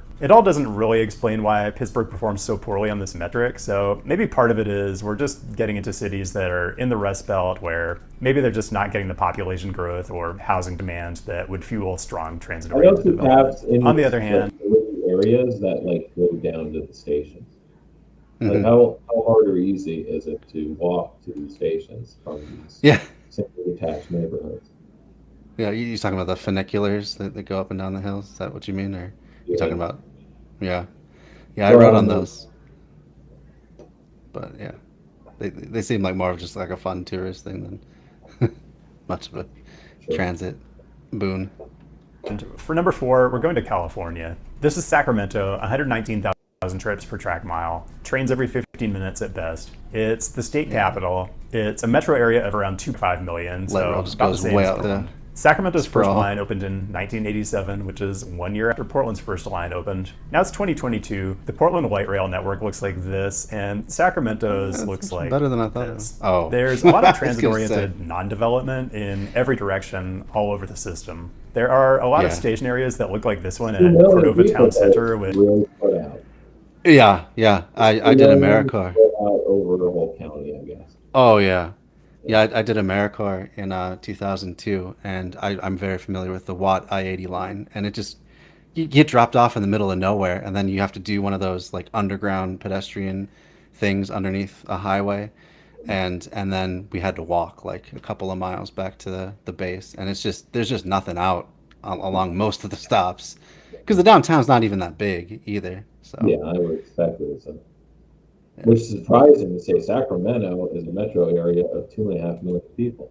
Like, I know, like it's just, it must be just a massive chunk of land because it's so spread out. Yeah, there's just nothing to stop it. It's all just flat. So we're appears to be flat, but, that doesn't really help us be denser as much as the suburban neighborhoods just have things between them. You know, it's not an endless expanse. Sure. They're a town, Norris. There's just a whole lot of impervious surface, and the nearest land uses to the platform are like a drive-through bank and a gas station. The housing crisis is a big deal in major cities all over California, so this is really just kind of shocking. So number 3 is San Jose, California, where typical home values are No, go ahead. Just an example, like, a lot of these channels with these, transit or urbanist nodes, is Yeah. they seem to be completely blind to social and political issues. They're just like, Yeah. for some reason, it's this He's way. like, I can't quite figure it And out. Who knows? all they can kind of say is like, isn't it dumb? Like, well, Yeah. it's dumb, A but dumb way it's to like do that. you're, Dumbass. yeah, it's In the $1.5 million range. VTA Light Rail is getting about 105,000 riders per track mile, and the lines are running at best every 20 minutes right now, so that's a problem. With land use, there's nothing as barren as what we've seen in the other cities on this list, but when you go up and down the lines, it's mostly medium density suburban office parks. In land use planning, you're often trying to balance the location of housing and employment and trying to build some kind of synergy, but there's just not much balance here. You have to say, the Bay Area is just very, very weird. Okay, well, everything is still car based. Look Absolutely. at how wide every goddamn road is or street Right. is. Every 3 lanes in street's each 4 direction. lanes. Yeah. Yeah. Like, of course, that's not Minimum. walkable. It's not something you'd want to walk from a transit stop. No. It's going to No, it's take just you hostile. 15 minutes just to go like down to the next block. Right. Right. Absolutely true.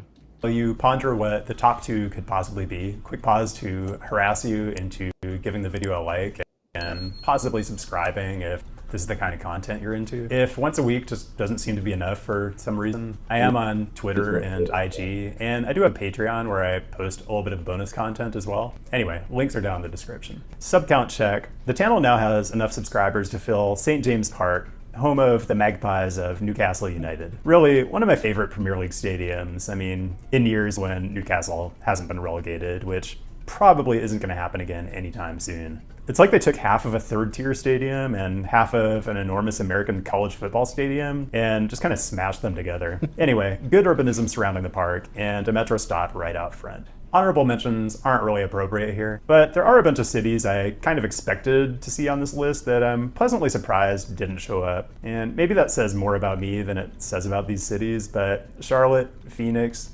Houston, Miami, you're all solidly middle of the pack, so congratulations, I guess. And like I mentioned earlier, this would be a very different list if I counted all the cities that just have like a single streetcar line, which I didn't do because it would be an even more boring list than it is already. In fact, we'd get a completely different top 5. You'd get El Paso, Texas, Little Rock, Arkansas, Memphis, Tennessee, Oklahoma City, and Kenosha, Wisconsin. This isn't to say that every city where the only rail is a streetcar performs poorly on this metric. The Kansas City streetcar actually has excellent ridership. Wow. More riders per track mile in 2019, in fact, than the urban rail systems in cities like Seattle, LA, and Philly, if you can believe it. Okay, number 2, let's go back to the Rust Belt. Cleveland has both heavy rail and light rail, like Baltimore, and it does have trains every 15 minutes at peak hour. Some of the system dates to 1913, but the workhorse is the Red Line, which opened in 1955. I do like a heavy rail service that goes to the airport, but man, the stations you have on the way out there are kind of miserable. It's like the worst mix of single-family residential and industrial uses with surface. What's that? You had to put the stations down. Yeah, right. Yeah, you just had to put them somewhere. Slot park and rides. And number 1 is, I never know what to call this, and I don't know what the central city is. The rail service centers on Norfolk, and the rail system in question was serving 91,000 trips per track mile in 2019. Like a lot of others on this list, it's 15-minute service at peak times. The station areas are just a mess. You've got this one at Military Highway where like half the catchment area is occupied by a freeway cloverleaf, and then you've got this one at Ingleside Road that's kind of landlocked between the freeway and the river, and there's just established single-family residential there. I tried not to come down too hard on transit planners because I know it's a hard job, but how on earth did they come up with this alignment? Okay, that's all I got. Thanks for watching. Thanks to the patrons. Cool. Basically, the tram line is following the highway. So it's definitely the epitome of, we'll put transit in parallel to where the car traffic is to alleviate congestion, like car congestion. Yeah. But that doesn't mean people are going to switch because the highway's there. Yeah. The highway you have to remove a lane from the highway basically before anyone who lives along this highway. and the thinking of like, we'll put a station at the Cloverleaf because that's where the roads are intersecting. So that's like a hub. Yeah. But it's only a hub of movement, not a hub of stopping or living or working or Yeah. So that's unless you were to reclaim that space and do like a sort of a lidding system over the Cloverleaf and put up new developments there, then always there's always kind of a utopian project of building over a Cloverleaf or somehow, and it's like that sounds terrible. The utopian dream is to remove the Cloverleaf. True. Yeah, that's why in Who Framed Roger Rabbit, the company that the judge owns that buys out the red car is called Cloverleaf Enterprises. Cloverleaf, on and off the highway all day long, off and on and on. It'll be beautiful. That's such a great movie, man. I wish I could watch. I've watched a clip of that on stream, and I luckily didn't get struck for it. But I wish I could just watch the whole thing. Backstory is so cool. All right. Well, I think that's going to do it for tonight. Thank you so much for joining me again. What do you got going on with the new project, with the radio station? What's going on in your activist life? Well, I'll be broadcasting live Tuesday.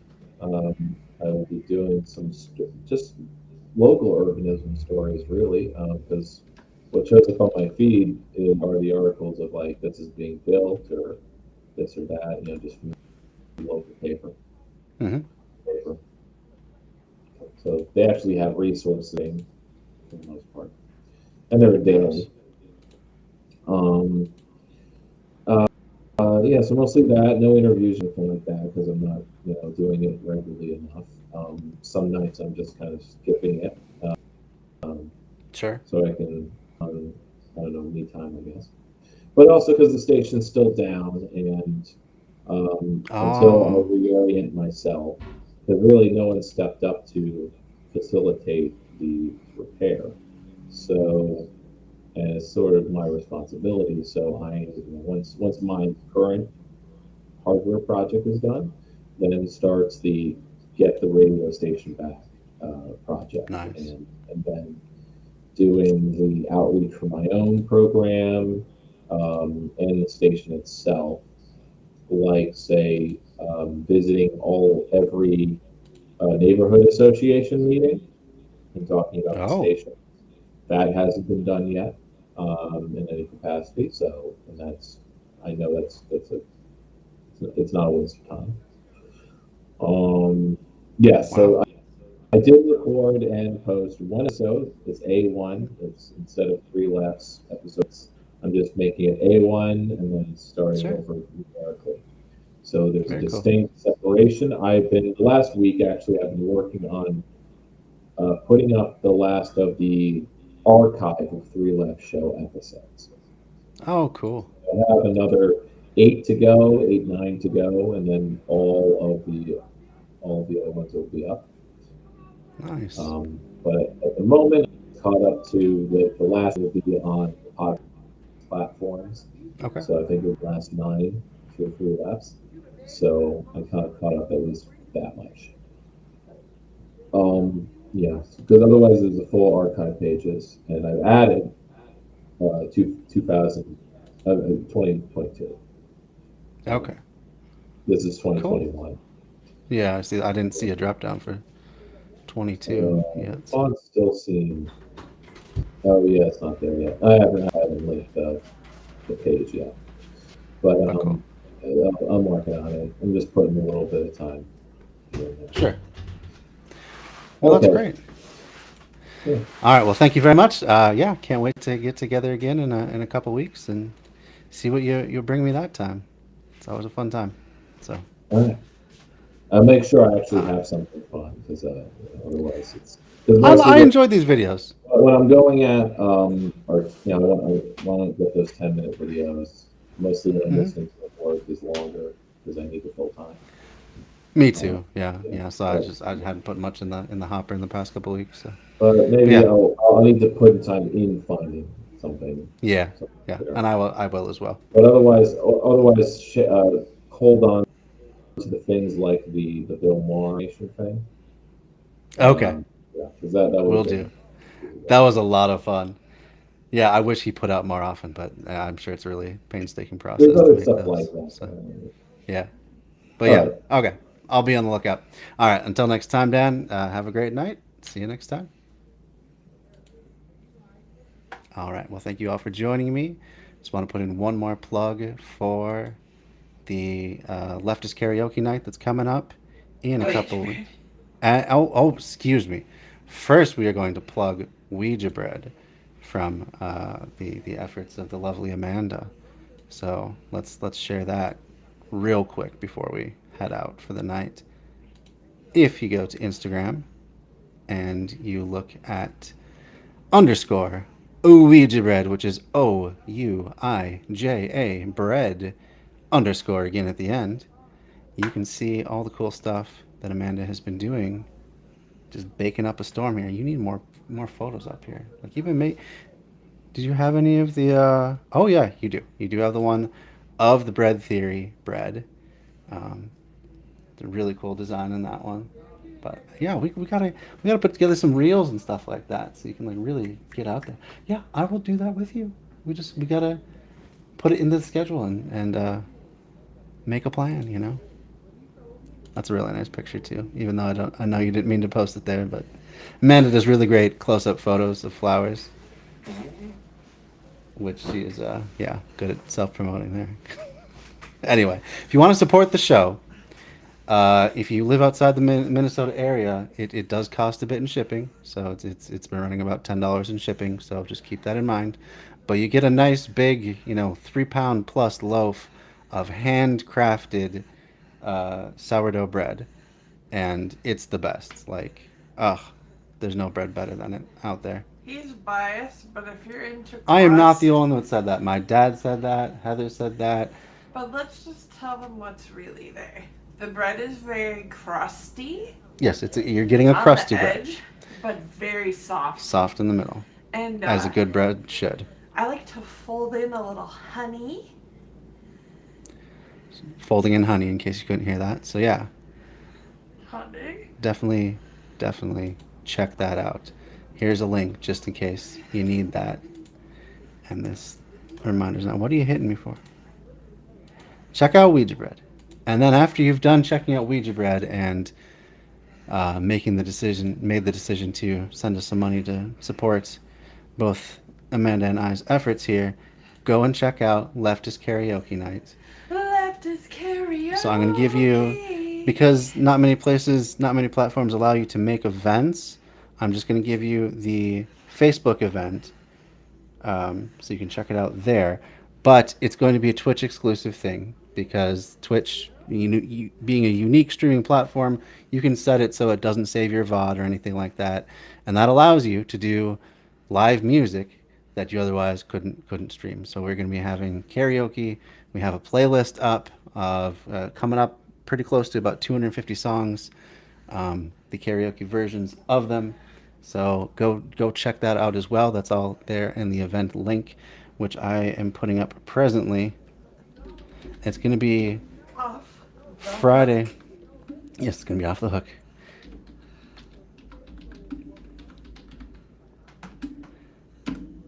So it's going to be here on Twitch. It's going to be on Twitch exclusively because none of the other platforms will allow it. But yeah, it's ephemeral, live and then gone forever. So if you want to be a part of it, you have to actually be present for the event. And whether you want to sing, you just want to cheer people in the audience, everybody's welcome. And if you do want to sing, all you got to do is you go to that event thing in Facebook and give me pick out one of the songs, say this is the song I want to sing. If it's not on the list, I'll either help you find it or this is a collaborative playlist so you can add to it yourself. But either way, we just need a karaoke version of it and we'll get you into the lineup. There's already been 3 or 4 people that have signed up. I just posted this event yesterday, I believe. So be there. So be there or be square. Yeah, that's a nice snort. Add some colorful effects in the background. But yeah, should be a lot of fun. Friday, please don't do that. You're getting punchy. you definitely want to be there. Friday, July 22nd, 9 p.m. Central Time, right here on Bread Theory, but only on Twitch. And that's the only place it's going to be. I will still send out notifications to other groups, but the only place you're going to be able to experience it is live on Twitch, whether you're singing or just in the audience. You So could call it a twing-along. okay. And then with that, we're going to say goodnight. Come back tomorrow. We're going to continue on chapter 4 of A People's History of the United States with Howard, from Howard Zinn. Trisha will be there. Maybe Amanda will be there if she behaves. And who knows? I may always have other guests that pop by as well. So be there around 7 p.m. Central Standard Time. Same bread place, same bread channel, same bread time. We always rise to the occasion. Always rise to the occasion. Yeah. Okay.